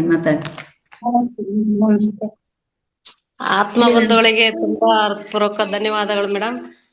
ನನ್ನಲ್ಲಿ ಒಂದು ಏನು ಕೇಳ್ಬೇಕಂತಂದ್ರೆ, ಆಹಾರದಲ್ಲಿ ತುಂಬಾ ಅದ್ಭುತವಾಗಿ ಮಾತಾಡಿದ್ರಿ. ಅದು ನಮ್ಗೆ ಇಷ್ಟ ಆಗುತ್ತೆ. ಆಹಾರ ಯಾವಾಗ ಊಟ ತಟ್ಟೆಯಲ್ಲಿ ಇಟ್ಕೊಂತೀವಿ, ಅವಾಗ ನಾವ್ ಏನು ಅನ್ಕೊಂಡ್ ಸ್ವೀಕಾರ ಮಾಡ್ತೀವಿ ಅದೇನೆ ಆಗುತ್ತೆ ಅಂತ ನಿಜವಾಗೂ ಗೊತ್ತಾಯ್ತು ಇವಾಗ. ಅದನ್ನು ಕೂಡ ನಾವು ಅನುಭವಿಸಿದೀವಿ. ಇನ್ನೊಂದು ನನಗೆ ಏನ್ ಡೌಟ್ ಅಂತಂದ್ರೆ, ಸ್ಪೆಕ್ಟ್ ಆಗ್ತಿದಾರಲ್ಲ ಎಲ್ರು, ಧ್ಯಾನ ಮಾಡ್ತಾ ಇದ್ದೀರಾ ಮತ್ತೊಂದು ಇದು ಮಾಡ್ತೀರಾ, ಅದೊಂದು ನನಗೆ ತುಂಬಾ ಡೌಟ್ ಆಗ್ತಾ ಇದೆ. ನಾನು ಸ್ಪೆಕ್ಟ್ ಯೂಸ್ ಮಾಡ್ತಾ ಇದ್ದೆ ಮುಂಚೆ ಎಲ್ಲ, 10 ವರ್ಷದಿಂದಾನು ಯೂಸ್ ಮಾಡ್ತಾ ಇದ್ದೆ. ಈಗ ಸ್ಪೆಕ್ಟ್ ಬಿಟ್ಟಿದೀನಿ ನಾನು ಇವಾಗ, ಕಂಪ್ಲೀಟ್ ಬಿಟ್ಟಿದೀನಿ. ಆದ್ರೆ ಸ್ವಲ್ಪ ಕಣ್ಣುಗಳು ಸ್ವಲ್ಪ ಮಂದ ಕಾಣಿಸ್ತೇವೆ ಓದುವಾಗ, ಮತ್ತ ಅಷ್ಟೇ ನನಗೆ ಪ್ರಾಬ್ಲಮ್, ಇನ್ನೇನಿಲ್ಲ. ಆದ್ರೆ ನೀವು ಕೂಡ ಆತರ ಇದು ಮಾಡ್ಬೋದಿತ್ತಲ್ಲ, ಪೂರ್ತಿ ಕ್ಲಿಯರ್ ಆಗುತ್ತಾ ಇಲ್ಲ ಅನ್ನೋ ಒಂದು ಸ್ವಲ್ಪ ಸಂಶಯ ಇದೆ. ಅದಕ್ಕೇನಾದ್ರೂ ಉತ್ತರ ಇದ್ರೆ. ಅರ್ಥ ಆಗ್ಲಿಲ್ಲ ಆಕ್ಚುಲಿ, ಏನು ಕಣ್ಣದ ದೃಷ್ಟಿ ಬಗ್ಗೆ ಕೇಳ್ತಾ ಇದ್ರು. ಮೇಡಮ್ ನನಗೆ ಅರ್ಥ ಆಯ್ತು, ನಿಮ್ಗೆ ಹೇಳ್ತೀನಿ ನೋಡಿ, ಕೇಳಿಸ್ಕೊಳ್ಳಿ. ಅವ್ರು ಹೇಳ್ತಿರೋದು ಏನಂತ ಹೇಳಿದ್ರೆ, ಧ್ಯಾನ ಮಾಡೋದ್ರ ಮೂಲಕ ನಾವು ಆರೋಗ್ಯವನ್ನ ಎಲ್ಲಾ ರೀತಿ ಸರಿ ಮಾಡ್ಕೋಬೇಕು, ಸುಧಾರಿಸ್ಕೋಬಹುದು ಅಂತ ಇದೆಯಲ್ಲ. ಅದೇ ರೀತಿ ನೀವು ಕನ್ನಡಕ ಹಾಕೊಂಡಿಲ್ಲ, ಕನ್ನಡಕವನ್ನ ಬಿಟ್ಟು ಕಣ್ಣು ಸಾಧ್ಯವಾಗಿ ನೋಡೋತರ ಯಾಕೆ ಮಾಡ್ಕೊಂಡಿಲ್ಲ ಧ್ಯಾನದ ಮೂಲಕ ಅಂತ ಕೇಳ್ತಿರೋದು ನಮ್ಮನ್ನ. ಓ ಹಾಗೆ. ಓಕೆ. ಹೇಳಿ ನಾನ್ ಪ್ರಯತ್ನ ಮಾಡಿಲ್ಲ, ನಾನ್ ಮಾಡ್ತೀನಿ ಮೇಡಮ್ ನೆಕ್ಸ್ಟ್. ಮೇಡಮ್ ನಾನ್ ಟ್ರೈ ಮಾಡ್ತಾ ಇದೀನಿ. ಅದು ತುಂಬಾ ನನಗೆ ತುಂಬಾ ಪ್ರಾಬ್ಲಮ್ ಇತ್ತು. ತುಂಬಾ ಇದ್ರ ದಿನದಿಂದನೂ ನಾನು ಅದನ್ನ ಮುಂಚೆನೂ ನಾನು ಯಾವ ಟ್ಯಾಬ್ಲೆಟ್ ಯಾವ್ದು ಯೂಸ್ ಮಾಡಿರ್ಲಿಲ್ಲ. ಆದ್ರೆ ಹಾಕ್ಲೇಬೇಕು ಅಂತ ಹೇಳಿ ಡಾಕ್ಟರ್ ಇದು ಮಾಡಿದಾಗ ನಾನು ಯೂಸ್ ಮಾಡಿದಾದ್ಮೇಲೆ ನನಗೆ ಕಣ್ಣಿನ ದೃಷ್ಟಿ ಸ್ವಲ್ಪ ಅದು ಆಗ್ತಾ ಹಾಕ್ಲೇಬೇಕು ಅಂತ ಹೇಳಿ ನಾನು ತುಂಬಾ ಟ್ರೈ ಮಾಡಿದ್ರು ಕೂಡ ಹಾಕ್ಲೇಬೇಕು ಅಂತ ಹೇಳಿ ಬೈತಾ ಇದ್ರು. ಅದು ಬಿಟ್ಟು ಮಾಡ್ತಾ ಇದ್ರೆ, ಅದು ನಾನು ಸೆಪ್ಟೆಂಬರ್ ಇವಾಗ ಅಂದ್ರೆ ಅಕುಪ್ರೆಷರ್ ಪಾಯಿಂಟ್ ಅಲ್ಲಿ ನಾನು ಬಂದಿದ್ದೇನೆ ಇದ್ರಲ್ಲಿ ಫೌಂಡೇಶನ್ ಅಲ್ಲಿ. ಬಂದಾದ್ಮೇಲೆ ನಾನು ಕಂಪ್ಲೀಟ್ ಬಿಟ್ಟಿದ್ದೀನಿ. ಈಗ 6 month ಆಯ್ತು. ಆದ್ರೆ ಈಗೇನು ತಲೆನೋವಿನ ಪ್ರಾಬ್ಲಮ್ ಏನಿಲ್ಲ ಮೇಡಮ್. ಸ್ವಲ್ಪ ನನಗೆ ಇದು ಇದೆ, ಕಣ್ಣು ಓದಕ್ಕೆ ಸ್ವಲ್ಪ ಏನಾರ ಮೊಬೈಲ್ ಅಲ್ಲಿ ಅಕ್ಷರಗಳು ನೋಡಕ್ಕೆ ಕಷ್ಟ ಆಗ್ತಾ ಇದೆ. ಅದ ಯಾಕೆ ನೀವ್ ಎಲ್ರು ಧ್ಯಾನದಲ್ಲಿ ಹೇಳ್ತಾ ಇರ್ತಾರೆ, ಕಣ್ಣಿಸಲ್ಲಿ ಎಲ್ಲ ಪ್ರಾಬ್ಲಮ್ ಸಾಲ್ವ್ ಮಾಡ್ಕೋಬಹುದು, ಯಾರು ನೋಡಾರ ಹಾಕಿದ್ರು ಆಗ್ತಾ ಇರ್ತಾರಲ್ಲ, ಅದಕ್ಕೆ ನಂಗೆ ಸ್ವಲ್ಪ ಡೌಟ್ ಬಂತು. ಯಾಕೆ ಇದನ್ನ ಅವ್ರು ಅಳವಡಿಸ್ಕೊಂಡಿಲ್ವಾ ಅಥವಾ ಏನ್ ಇದು ಮಾಡ್ಕೊಂಡಿಲ್ವಾ? ಕಣ್ಣಿನ ಓಕೆ, ಹೇಳಿ ಮೇಡಮ್, ಹೇಳಿ ಮೇಡಮ್ ರೇವತಿ. ಕಣ್ಣಿನ ಬಗ್ಗೆ ಹೇಳೋದಾದ್ರೆ ತಾವೇನ್ ಕೆಲಸ ಮಾಡ್ತಾ ಇದ್ದೀರಾ ಮೇಡಮ್ ಸಾಕಮ್ಮ ಮ್ಯಾಮ್? ರೈತರು ಮೇಡಮ್, ರೈಟರ್. ಆಲ್ರೌಂಡ್. ಓಕೆ, ಎಷ್ಟು ಗಂಟೆ ರೈಟಿಂಗ್ ಅಂಡ್ ರೀಡಿಂಗ್ ಮಾಡ್ತೀರಿ ಒಂದಿನಕ್ಕೆ? ಮೇಡಮ್ ಅಂದ್ರೆ ನಮ್ ಉಪಯೋಗ ಸ್ವಲ್ಪ ಸ್ವಲ್ಪ ಈಗ ಇತ್ತೀಚೆಗೆ ನಾವೆಲ್ಲ ಮುಂಚೆ ಎಲ್ಲ ಬಿಟ್ಟಿದ್ವಲ್ಲ, ಓದೋದೆಲ್ಲ ಬಿಟ್ಟಿದ್ವಿ, ಎಲ್ಲ ಬಿಟ್ಟಿದ್ವಿ. ಈಗ ನಾವು ಆಧ್ಯಾತ್ಮಿಕ ಬಂದ್ಮೇಲೆ ಒಂದ್ ಸ್ವಲ್ಪ ಏನಾರ ಓದ್ಬೇಕು, ಮೊಬೈಲ್ ನೋಡ್ಬೇಕು ಅನ್ನೋ ಖುಷಿ ಅಲ್ವಾ? ಅಲ್ಲ, ನೀವು ರೈಟರ್ ಅಂದ್ರಲ್ಲ, ರೈಟರ್ ಅಂದ್ರೆ ಏನ್ ಅರ್ಥ? ಅಲ್ರಿ ಮೇಡಮ್ ಅವ್ರೆ, ರೈಟರ್ ಅಂತ ಅನ್ಲಿಲ್ಲ ನಾನು, ರೈತರು ಅಂತ ಹೇಳಿದೆ. ರೈತರು ರೈತರು. ನಾನು ನೀವು ಲೇಖನ ಎಲ್ಲ ಬರೀತೀರಾ ಅನ್ಕೊಂಡೆ. ಯಾಕಂತಂದ್ರೆ ನಾನು ಅದಕ್ಕೆ ಯಾಕೆ ಹೇಳ್ತಾ ಇದ್ದೇನೆಂದ್ರೆ, ಫಾರ್ ಎಕ್ಸಾಂಪಲ್ ಈಗ ಗೌರಿ ಮೇಡಮ್ ಹಾಕೊಂಡಿದ್ದಾರೆ. ಗೌರಿ ಮೇಡಮ್ ಇಡೀ ದಿನ ಹಾಕೋದಿಲ್ಲ, ಅವರು ಯೂನಿವರ್ಸಿಟಿನಲ್ಲಿ ಡೆಪ್ಟಿ ಡೈರೆಕ್ಟರ್ ಆಗಿ ಕೆಲಸ ಮಾಡ್ತಾ ಇದ್ದಾರೆ. ಅಲ್ಲಿ ಓದೋದು ತುಂಬಾ ಇರುತ್ತೆ, ಜೊತೆಗೆ ತಾಳೆಗರಿಯನ್ನು ಓದ್ಬೇಕಲ್ಲಿ. ಎಸ್, ತಾಳೆಗರಿಯನ್ನ ಸಹ ಓದ್ತಾರೆ ಅವರು. ಓಕೆ, ಈಗ ನಾನು ಹಾಕೊಂಡಿದ್ದೇನೆ, ನಂದು ಇದು ರೆಗ್ಯುಲರ್ ಗ್ಲಾಸ್ ಅಲ್ಲ, ನಂದು ಇದು ಓನ್ಲಿ ರೀಡಿಂಗ್ ಗ್ಲಾಸ್. ಮತ್ತೆ ಈ ತರ ಪ್ರೆಸೆಂಟೇಶನ್ಸ್ ಅದಿದ್ರೆ ಮಾತ್ರ ನಾನು ಹಾಕ್ತೇನೆ, ನಾನು ರೆಗ್ಯುಲರ್ ಕನ್ನಡಕ್ಕೆ ಯೂಸ್ ಮಾಡಲ್ಲ. ನಾನು ಯಾಕೆ ಕೇಳಿದೆ ಅಂತಂದ್ರೆ, ನಾವು ಎಷ್ಟು ಹೊತ್ತು ಕಣ್ಣು ದೃಷ್ಟಿಯನ್ನ ಯಾವುದರ ಮೇಲೆ ಇಟ್ಟಿರ್ತೇವೆ. ನೀವೇ ಹೇಳ್ತಾ ಇದ್ದೀರಾ, ನೀವು ರೈತರು ಓದ್ಲಿಕ್ಕೆ ಬರೋ ಅಥವಾ ಸೂಕ್ಷ್ಮವನ್ನ ನೋಡ್ಲಿಕ್ಕೆ ಇಲ್ಲ, ಆದ್ರೂ ನೀವು ಹೇಳ್ತೀರಾ ಮೊಬೈಲ್ ಅಲ್ಲಿ ನನಗೆ ಅಕ್ಷರ ಕಾಣೋದಿಲ್ಲ, ಓದುವಾಗ ಕಷ್ಟ ಆಗುತ್ತೆ ಅಂತ. ಹಾಗಾದರೆ ಈ ಓದುವ ಬರೆಯುವ ಪ್ರೊಫೆಷನ್ ಇರುವವರ ಕಣ್ಣು ಹೇಗಿರ್ಬೋದಲ್ವಾ? ಎಲ್ಲರಿಗೂ ಸುಧಾರಣೆ ಆಗಿದೆ, ಧ್ಯಾನದಿಂದ ಆಗಿಲ್ಲ ಅಂತಿಲ್ಲ. ನೀವು ಆ ಅಕ್ಯುಪ್ರೆಷರ್ ಟ್ರೈನಿಂಗಿಗೆ ಬಂದಿದ್ರಿ ಅಲ್ವಾ, ಅದರಲ್ಲಿ ಸತ್ಯಮೂರ್ತಿ ಸರ್ ಅವರು ಒಂದು ಟೆಕ್ನಿಕ್ ಹೇಳಿಕೊಟ್ರು, ನೆನಪಿದ್ಯಾ ಕಣ್ಣಿಗೆ? ಅದ್ರಲ್ಲೇ ಸುಧಾರಣೆ ಆಗಿದೆ ಮೇಡಮ್, ತುಂಬಾ ಸುಧಾರಣೆ. ನಮಗೆ ಕಣ್ಣಲ್ಲಿ ತುಂಬಾ ಇದು ಬೆಳಗ್ಗೆ ಎದ್ದ ತಕ್ಷಣ ಇದನ್ನ ಇದನ್ನ ಹಾಕಬೇಕು ಅಂತ ಹೇಳಿದ್ರಲ್ಲ, ಅದ್ರಲ್ಲೇ ನನಗೆ ಇದಾಗಿರೋದು. ಬಾಯಲ್ಲಿ ಲಾಲಾರಸ ಇರುತ್ತಲ್ಲ ಮೇಡಮ್, ಎಸ್, ಅದನ್ನೇ ಹಾಕೊಂಡಿರೋದು ಮೇಡಮ್. ನಾನು ಯಾಕೆ ಹೇಳ್ತಾ ಇದ್ದೇನೆ, ನಿಮ್ಮನ್ನ ಟೆಸ್ಟ್ ಮಾಡ್ತಾ ಇಲ್ಲ, ಉಳಿದವರಿಗೆ ಆ ಟ್ರೈನಿಂಗಿಗೆ ಬರದವರಿಗೆ ಗೊತ್ತಾಗ್ಲಿ ಅಂತ. ಸತ್ಯಮೂರ್ತಿ ಸರ್ ಹೇಳ್ತಾ ಇದ್ರು, ಅವರು ಪ್ರಿನ್ಸಿಪಲ್ ಆಗಿ ರಿಟೈರ್ಡ್ ಆದವರು, ಆನಂತರ ಅಕ್ಯುಪ್ರೆಷರ್ ಪ್ರೊಫೆಷನ್ ಅನ್ನ ಹಿಡ್ಕೊಂಡು ಈಗ ಟ್ರೈನಿಂಗ್ ಎಲ್ಲ ಕೊಟ್ಟಿದ್ರು, ಮಹಾತಾರದಲ್ಲಿ ನಮಗೂ ಕೊಟ್ಟಿದ್ರು. ಅವ್ರು ಹೇಳ್ತಾ ಇದ್ರು, ನಾನು ಕನ್ನಡಕ ಅವಾಗ ಹಾಕ್ತಾ ಇದ್ದೆ, ಈಗ ಹಾಕ್ತಾ ಇಲ್ಲ. ಇನ್ನೊಂದೇನು ಅಂತಂದ್ರೆ, ಬೆಳಿಗ್ಗೆ ಎದ್ದ ತಕ್ಷಣ ಫಸ್ಟ್ ಎಂಜಲನ್ನ ಕಣ್ಣಿಗೆ ಹಾಕಿದ್ರೆ ಕಣ್ಣ ದೃಷ್ಟಿ ಇಂಪ್ರೂವ್ ಆಗುತ್ತಾ ಬರ್ತದೆ, ಏನು ಕ್ಯಾಟ್ರಾಕ್ಟ್ ಆಗ್ಲಿ ಅಂತ ಎಂಥದ್ದು ಬರುವುದಿಲ್ಲ ಅಂತ. ಓಕೆ, ಅದನ್ನು ಸಹ ಫಾಲೋ ಮಾಡಬಹುದು. ಆದ್ರೆ ನೀವು ಧ್ಯಾನದಲ್ಲೇ ಅಂತಂದ್ರೆ ಇದು ಡಿಪೆಂಡ್ಸ್ ಆನ್ ಪ್ರೊಫೆಷನ್, ನಮ್ಮ ವೃತ್ತಿ ಏನಿದೆಲ್ಲ ಅದರ ಮೇಲೆ ಡಿಪೆಂಡ್ ಆಗುತ್ತೆ. ಉದಾಹರಣೆಗೆ ನಾನೊಂದು ಹೇಳ್ತಾನೆ, ಈ ಕನ್ನಡಕವನ್ನ ನಾನು ರೀಸೆಂಟ್ ಆಗಿ ಚೇಂಜ್ ಮಾಡಿದೆ. ನಾನು ಟೆಸ್ಟ್ ಮಾಡಿಸ್ಕೊಂಡಿದ್ದೆ, ಟೆಸ್ಟ್ ಮಾಡ್ಕೊಂಡು ತುಂಬಾ ಟೈಮ್ ಆಗಿತ್ತು, ಕನ್ನಡಕ ತಗೊಂಡಿರ್ಲಿಲ್ಲ. ಆ ನಂತರ ನಾನು ತಗೊಳ್ಳಿಕ್ಕೆ ಹೋದಾಗ ಅಲ್ಲಿ ಕೇಳಿದ್ರು, ಎಲ್ಲ ಟೆಸ್ಟ್ ಮಾಡಿದ್ರು ಏನು ಪ್ರಾಬ್ಲಮ್ ಇಲ್ಲ, ಕ್ಯಾಟ್ರಾಕ್ಟ್ ಇಲ್ಲ, ಆ ರಿಪೋರ್ಟ್ ಈ ರಿಪೋರ್ಟ್ ಕರೆಕ್ಟ್ ಇದೆ ಅಂದ್ರು. ಕೊನೆಗೆ ಕನ್ನಡಕ ರೆಡಿ ಮಾಡಿ ಕೊಡುವಾಗ ಅವ್ರು ಕೇಳಿದ್ರು, ಮೇಡಮ್ ನೀವೇನ್ ಕೆಲಸ ಮಾಡ್ತೀರಾ ಅಂತ. ನಾನಿದೆ ಏನಿಲ್ಲ ರಿಟೈರ್ಡ್. ಇಲ್ಲ, ನೀವೇನೇನೋ ನೋಡ್ತೀರಾ, ಏನ್ ಮಾಡ್ತೀರಾ ಅಂತ ಅವ್ರು ಪದೇ ಪದೇ ಕೇಳಿದ್ರು. ಆವಾಗ ನಾನು ಹೇಳಿದೆ, ಈ ತರ ಆನ್ಲೈನ್ ನಲ್ಲಿ ಈ ತರ ಹೋಸ್ಟ್ ಮಾಡ್ತೇನೆ, ಮತ್ತೆ ಕೆಲವು ಅದಕ್ಕೆ ಅವ್ರು ಅಂದ್ರು, ಇಲ್ಲ ನಿಮ್ಮ ದೃಷ್ಟಿದು ಟೆಸ್ಟ್ ನಲ್ಲಿ ಬೇರೆ ಏನು ಪ್ರಾಬ್ಲಮ್ ಇಲ್ಲ, ಬಟ್ ನೀವು ಯಾವುದೋ ಒಂದ್ರನ್ನ ತುಂಬಾ ದೃಷ್ಟಿ ಮಾಡ್ತಾ ಇದ್ದೀರಾ, ಅದು ನಮಗೆ ಗೊತ್ತಾಗ್ತದೆ, ಅದಕ್ಕೆ ನಾವು ಕೇಳಿದ್ವು ಅಂತ. ಅದಕ್ಕೆ ತಕ್ಕ ಕನ್ನಡಕವನ್ನ ಮಾಡಿಕೊಟ್ರು ಅವರು. ಸೊ ಈ ತರ ಎಲ್ಲ ಇರುತ್ತೆ ಡಿಫರೆನ್ಸಸ್. ಬಟ್ ನೀವು ಹೇಳಿದ ಧ್ಯಾನದಿಂದ ಸಾಕಷ್ಟು ಬದಲಾವಣೆ ಆಗುತ್ತೆ. ಅಕ್ಯುಪ್ರೆಷರ್ ಇರ್ಬೋದು, ಬೇರೆ ಬೇರೆದ್ರಿಂದ ಟೆಕ್ನಿಕನ್ನೆಲ್ಲ ಯೂಸ್ ಮಾಡ್ತಾ ಇದ್ರೆ ತುಂಬಾ ಜನರಿಗೆ ಇದರಿಂದ ಬದಲಾವಣೆ ಅಥವಾ ಪರಿವರ್ತನೆ ಸಹ ತಂದಿದೆ. ಓಕೆ, ಒಳ್ಳೆ point Sakamma ma'am, thank you so much, thank you. ಹೌದು ಮೇಡಮ್ರೆ, ಇನ್ನೊಂದು ಮೇಡಮ್ರೆ, ನನಗೆ ಅದು ಮೊನ್ನೆ ವಿಜಯಕಾಂತ್ ಸರ್ ಹೋದವಾರದಲ್ಲಿ ಇದು ಹೇಳಿದ್ರ, ಅಶ್ವಗಂಧ ಮತ್ತು ಒಂದು ಅಂಜೂರ ಮತ್ತು ಇನ್ನೊಂದು ಯಾವ್ದು ತ್ರಿಪುರ ಚೂರ್ಣ, ಅದು 3 ಇದನ್ನ ಹೇಳಿದ್ರು. ಅದನ್ನ ನಾನು ತಗೊಂಡ್ಬಂದಿದ್ದೀನಿ, ಸಿಕ್ಕಿದೆ ನನಗೆ. ಅದನ್ನ ಯಾವ ತರ ಯೂಸ್ ಮಾಡ್ಬೇಕು ಅಂತ ಗೊತ್ತಾಗ್ತಾ ಇಲ್ಲ. ಒಂದೇನಂತಂದ್ರೆ, ಈ ಕ್ಲಾಸ್ ಮುಗಿಲಿ ಒಂದು. ಎರಡನೇದಾಗಿ ನಾನಂತೂ ಆ ಕ್ಲಾಸ್ ಮೊನ್ನೆ ಹೇಳಿದಂದ್ರೆ ನಾವೆಲ್ಲ ತಿರುವಣ್ಣ ಮನೇಲಿ ಇದ್ದಾಗ ಹೇಳಿದ್ರೆ ಬಹುಶಃ ಲಾಸ್ಟ್ ಮಂಡೇನಾ ಟ್ಯೂಸ್ಡೇನಾ ಇರ್ಬೇಕಲ್ಲ, ಹೇಳಿರ್ಬೇಕು ಅವರು. ನಮ್ಮ ವೇದಾವತಿ ಮೇಡಮ್ ಅಲ್ಲಿ ಆನ್ ಮಾಡಿದ್ರು, ನಾವಂತೂ ಅದನ್ನ ಕಿವಿ ಕೊಡಕ್ ಆಗ್ಲಿಲ್ಲ, ಏನು ಹೇಳಿದಾರಂತ ಗೊತ್ತಿಲ್ಲ. ವಿಜಯಕಾಂತ್ ಸರ್ ನಿನ್ನೆ ಇದ್ರು ನಮ್ಮ ಕ್ಲಾಸಲ್ಲಿ. ಮುಂದಿನ ಮಂಡಲದಲ್ಲಿ ಬರ್ತಾರೆ, ಅವರನ್ನ ಕೇಳಿ ಕ್ಲಿಯರ್ ಮಾಡ್ಕೊಳ್ಬಹುದು. ಅಥವಾ ಬೇರೆ ಯಾರಾದ್ರೂ ಇದ್ರೆ ಬೆಳಿಗ್ಗೆ ಟೈಮ್ನಲ್ಲಿ ವೇದಿಕೆಯಲ್ಲಿ ನೀವು ಕೇಳಿದ್ರೆ ಒಳ್ಳೇದು ಅಂತ ನಾನು ಅಂದ್ಕೊಂಡಿದ್ದೇನೆ. ಸೊ ಇವತ್ತೇನ್ ಮಾತಾಡಿದಾರೆ ಅದ್ರ ಬಗ್ಗೆ ಯೂಟ್ಯೂಬ್ ನೋಡಕ್ಕೆ ಹೇಳಿ ಮೇಡಮ್. ಯೂಟ್ಯೂಬ್ ನಲ್ಲಿ ವಿಡಿಯೋ ಬರ್ತದಲ್ಲ ಮೇಡಮ್, ಅದನ್ನ ನೋಡಿ. ಯೂಟ್ಯೂಬ್ ಅಲ್ಲಿ ಅದು ಕ್ಲಿಯರ್ ಆಗಿ ಸಿಗ್ತಾ ಇಲ್ಲ ಮೇಡಮ್, ಹಂಗಾಗಿ ನಂಬರ್ ಇದ್ರೆ ಸಿಗುತ್ತೆ. ತುಂಬಾ ದಿನ ಆಗಿಲ್ಲಲ್ಲ. ಇಲ್ಲ ಮೇಡಮ್ ಗೆ ಹೋಗಿ ಪ್ಲೇ ಲಿಸ್ಟ್ ಅಲ್ಲಿ ಎಲ್ಲ ಒಂದ್ರ ಕೆಳಗೆಲ್ಲ ಹಾಕಿದ್ದಾರೆ, ವಿಡಿಯೋ ಸಿಗುತ್ತೆ, ಅದರಲ್ಲಿ ನೋಡಿ. ಓಕೆ, ಇಲ್ಲ ಅಂದ್ರೆ ಇನ್ನೊಮ್ಮೆ ವಿಜಯಕಾಂತ್ ಸರ್ ಬಂದ ಕ್ಲಾಸಿಗೆ ಅಟೆಂಡ್ ಆಗಿ ಖಂಡಿತ ಅವರು ಆನ್ಸರ್ ಅನ್ನ ಕೊಡ್ತಾರೆ. ನಿನ್ನೆ ನಿಮಗೆ ಆನ್ಸರ್ ಸಿಕ್ತಿತ್ತು, ನಿನ್ನೆ ಸರ್ ಇದ್ರು, ಮಾತಾಡಿದ್ರು ತುಂಬಾನೇ, ನೀವಿರ್ಲಿಲ್ಲ. Okay okay ma'am. ಒಂದ್ ವೇಳೆ ನಾನು ವಿಡಿಯೋ ನೋಡಿದ್ರೆ ನಿಮಗೆ ಹೇಳ್ತೇನೆ, ನಿಮ್ ನಂಬರ್ ಇದೆ ನನ್ನ ಹತ್ರ. Okay ma'am, thank you very much.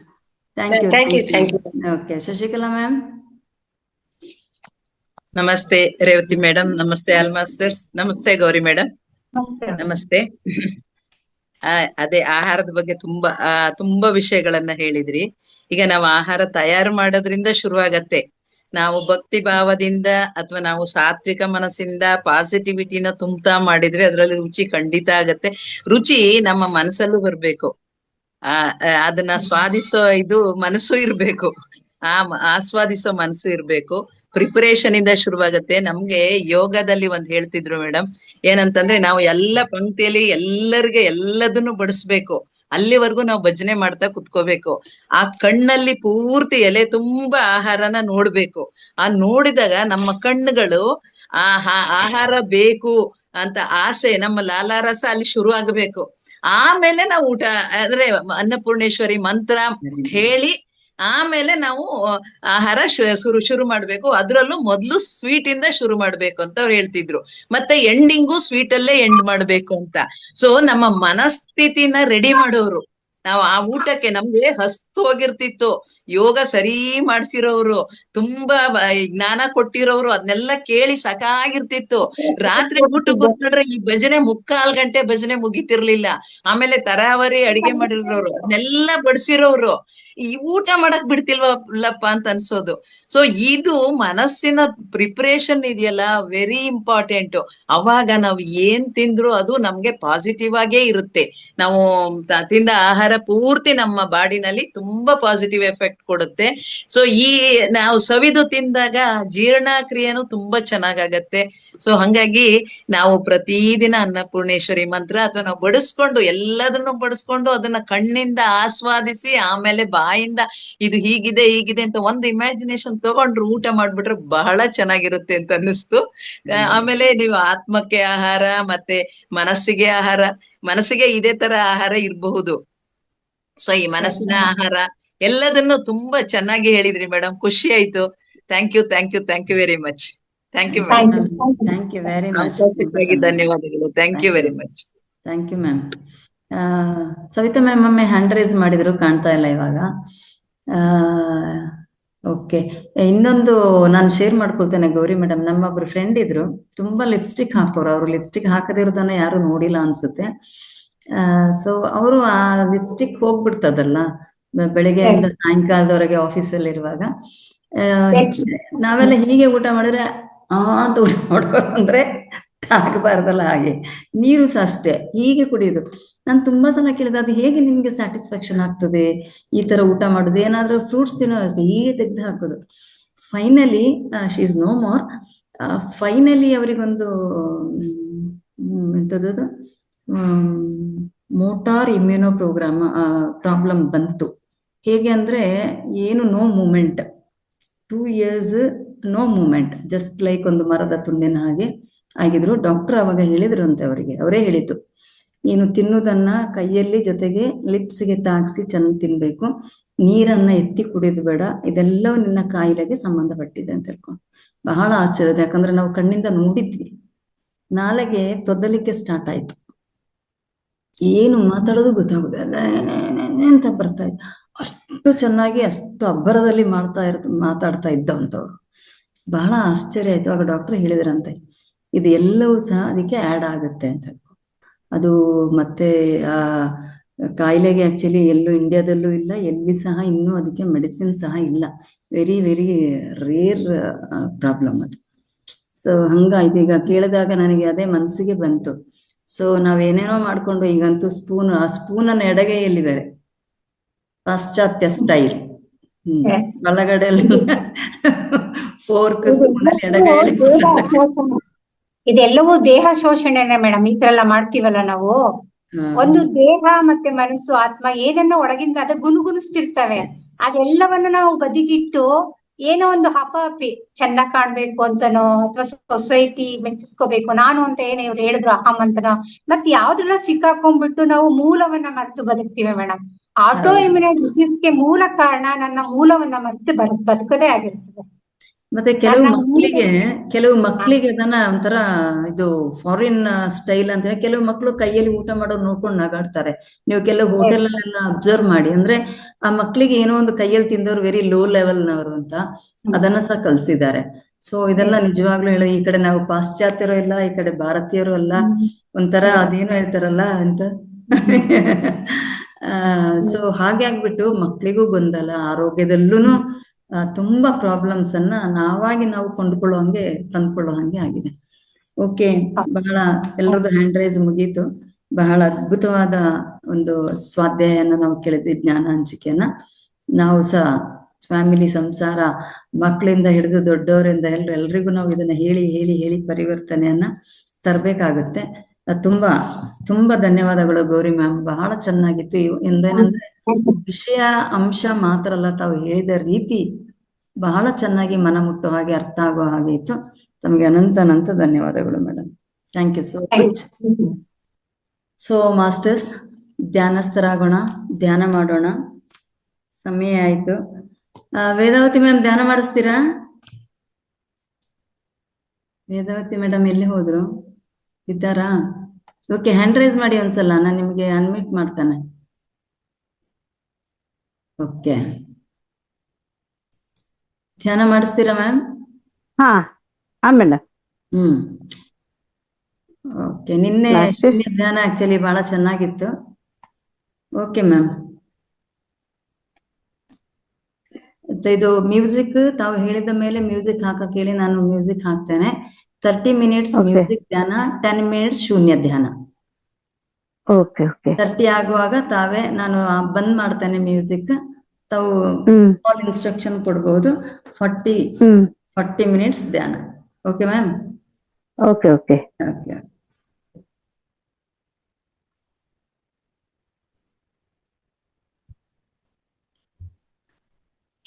Start ಮಾಡಿ.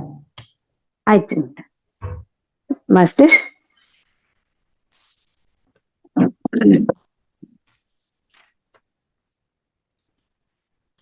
ಎಲ್ಲ ಧ್ಯಾನ ಸ್ಥಿತಿಗೆ ಬಣ್ಣನ ಕುರ್ಚಿಯಲ್ಲಿ ಕೆಳಗಡೆ ಕೂತ್ಕೊಳ್ಳೋರು ಕೆಳಗಡೆ ಒಂದು ಮ್ಯಾಟು ಅಥವಾ ಕಾರ್ಪೆಟ್ ಏನಾದರೂ ಹಾಕೊಂಡು, ಸುಖಾಸನ, ವಜ್ರಾಸನ, ಯಾವುದು ನಿಮಗೆ ಅನುಕೂಲ ಅಂತದ್ದು ಆ ಆಸನದಲ್ಲಿ ಕೂತ್ಕೊಳ್ಳಿ. ಕುರ್ಚಿ ಮೇಲೆ ಕೂತ್ಕೊಳ್ಳೋರು ಕುರ್ಚಿಯಲ್ಲಿ ಮತ್ತೆ ಕೆಳಗಡೆ ಕೂತ್ಕೊಳ್ಳೋರು ಬೆನ್ನು ನೇರ ಇಟ್ಕೊಳ್ಳಿ. ಕಾಲನ್ನು ಕ್ರಾಸ್ ಮಾಡ್ಕೊಳ್ಳಿ. ಕೈ ಬೆರಳುಗಳನ್ನು ಒಂದಕ್ಕೊಂದು ಜೋಡಿಸಿ ಕ್ಲಾಸ್ ಮಾಡ್ಕೊಳ್ಳಿ.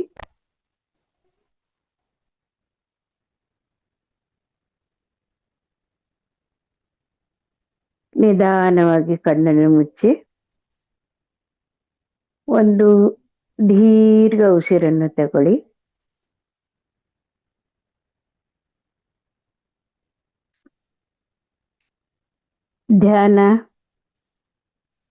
ಧ್ಯಾನ ಅಂದ್ರೆ ಮನಸ್ಸನ್ನು ಶಾಂತಗೊಳಿಸಿ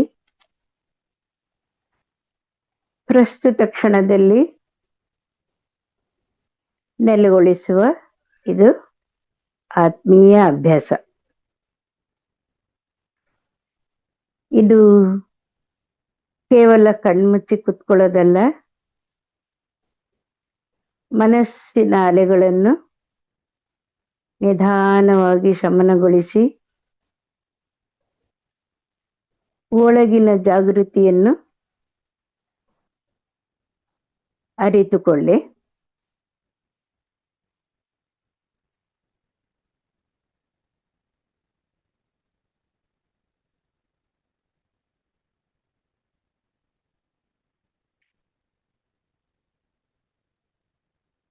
ಉಸಿರನ್ನು ಬದಲಾಯಿಸಲು ಯತ್ನಿಸಬೇಡಿ. ಕೇವಲ ಗಮನಿಸಿ. ಉಸಿರು ಒಳಗೆ ಬರುತ್ತಿದೆ, ಉಸಿರು ಹೊರಗೆ ಹೋಗುತ್ತಿದೆ.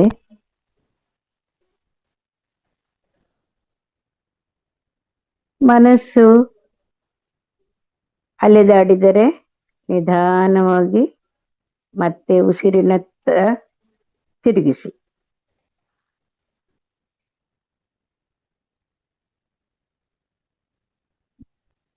ಮುಖದ ಸ್ನಾಯುಗಳನ್ನು ಸಡಿಲಗೊಳಿಸಿ.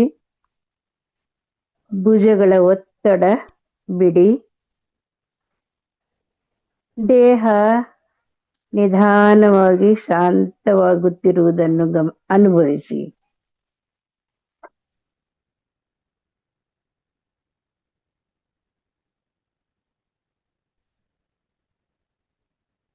ಆಲೋಚನೆಗಳು ಬಂದರೆ ಅವುಗಳನ್ನು ತಡೆಯಬೇಡಿ. ಆಕಾಶದಲ್ಲಿ ಮೋಡಗಳು ಸಾಗುವಂತೆ ಅವುಗಳನ್ನು ಕೇವಲ ಗಮನಿಸಿ.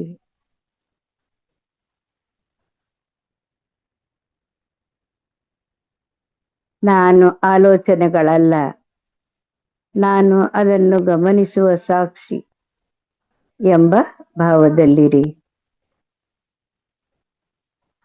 ಆಯ್ತು madam. Music.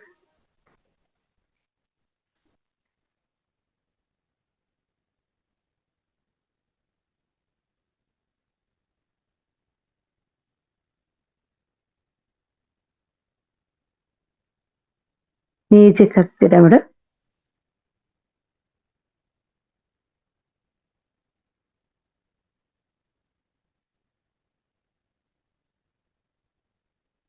Madam ಕೇಳಿಸ್ತದ?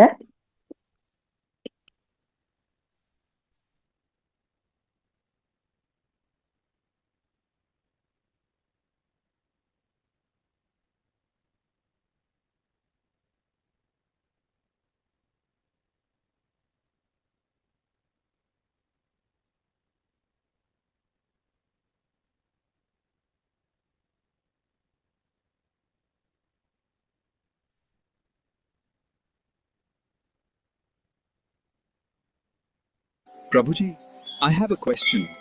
When people donate to the temple, does it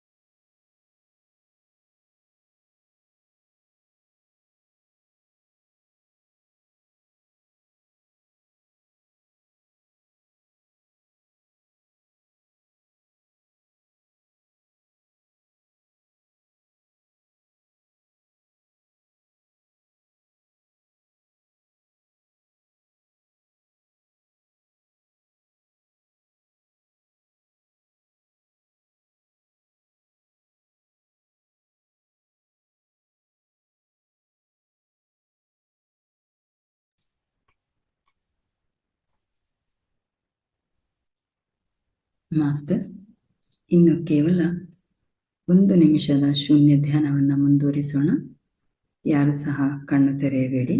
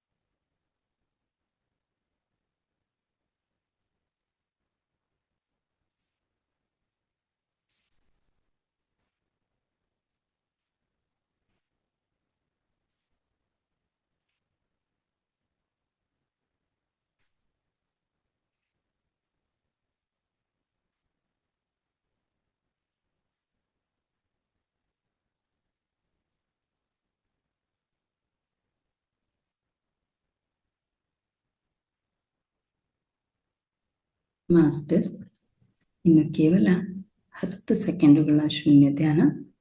ಎಲ್ಲರೂ ಸಹ ಧ್ಯಾನದಿಂದ ದೇಹ ಎಚ್ಚರಿಕೆಗೆ ಬನ್ನಿ. ಯಾರು ಸಹ ಕಣ್ಣು ತೆರೆಯಬೇಡಿ. ಎಲ್ಲರೂ ಧ್ಯಾನದಿಂದ ಸಹಜ ಸ್ಥಿತಿಗೆ ಮರಳಿ ಕಣ್ಣು ತೆರೆಯಬೇಡಿ. 5, 4, 3, 2, 1, 0. ನಿಧಾನವಾಗಿ ತಮ್ಮ ಕೈ ಮತ್ತು ಕಾಲುಗಳನ್ನು ಬಿಡಿಸಿಕೊಂಡು ತಮ್ಮ 2 ಹಸ್ತಗಳನ್ನು ತಮ್ಮ 2 ಕಣ್ಣುಗಳ ಮೇಲೆ 5 ಸೆಕೆಂಡುಗಳ ಕಾಲ ಇಟ್ಟುಕೊಳ್ಳಿ. 5, 4, 3, 2, 1, 0. ನಿಧಾನವಾಗಿ ತಮ್ಮ 2 ಹಸ್ತಗಳನ್ನು ನೋಡುತ್ತಾ ಮುಗುಳ್ನಗುವಿನೊಂದಿಗೆ ತಮ್ಮ 2 ಕಣ್ಣುಗಳನ್ನು ತೆರೆಯಿರಿ. ಧ್ಯಾನವನ್ನು ಮುಂದುವರಿಸುವವರು ಮುಂದುವರಿಸಬಹುದಾಗಿದೆ. ಧ್ಯಾನದಿಂದ ಎಚ್ಚರಿಕೆಗೊಂಡವರು ತಮ್ಮ ರೂಮಿನ ಲೈಟ್ ಹಾಗೂ ವಿಡಿಯೋವನ್ನು ಆನ್ ಮಾಡಿಕೊಳ್ಳಿ. ಅದ್ಭುತವಾದ ಧ್ಯಾನವನ್ನು ಮಾಡಿದ ಎಲ್ಲ ಧ್ಯಾನ ಬಂಧುಗಳಿಗೆ ಧನ್ಯವಾದಗಳು. ಈ ಧ್ಯಾನಕ್ಕೆ ಸಹಕರಿಸಿದ ಪ್ರಕೃತಿ ಮಾತೆಗೆ ಸಹ ಧನ್ಯವಾದಗಳು. ಧ್ಯಾನಕ್ಕೆ ಸಹಕರಿಸಿದ ನಮ್ಮ ಶರೀರಕ್ಕೆ ಚಪ್ಪಾಳೆಯೊಂದಿಗೆ ಧನ್ಯವಾದವನ್ನು ಹೇಳೋಣ. 9 ಗಂಟೆಯಿಂದ ಇಲ್ಲಿವರೆಗೆ ನಾವು ಅದ್ಭುತವಾದ ಓಶೋರವರ ಆಹಾರದ ಒಂದು ಕಾನ್ಸೆಪ್ಟ್ ಏನಿದೆ ಅದನ್ನು ಬಹಳ ಚೆನ್ನಾಗಿ ಜ್ಞಾನವನ್ನು ಪಡ್ಕೊಂಡ್ವಿ.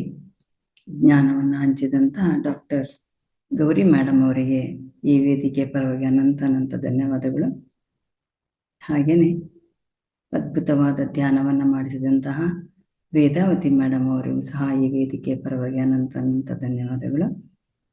ಕಾರ್ಯಕ್ರಮ ಸೊಗಸಾಗಿ ಮೂಡಿ ಬರಲಿಕ್ಕೆ ತಾವೆಲ್ಲರೂ ಸಹ ಕಾರಣಕರ್ತರು.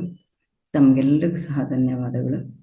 ಈ ವೇದಿಕೆಯನ್ನು ನಿರ್ಮಾಣ ಮಾಡಿ ನಮಗೆ ಅವಕಾಶವನ್ನು ಮಾಡಿಕೊಟ್ಟಿರತಕ್ಕಂತಹ ಮಹಾವತಾರ್ ಫೌಂಡೇಶನ್ನ ಫೌಂಡರ್ ಆಗಿರತಕ್ಕಂಥ doctor Ranganath sir, Lakshmi Ranganath madam ಅವರು ಹಾಗೂ ಅವರೆಲ್ಲ ಸಿಬ್ಬಂದಿ ವರ್ಗದವರು ಸಹ ಅನಂತ ಧನ್ಯವಾದಗಳು.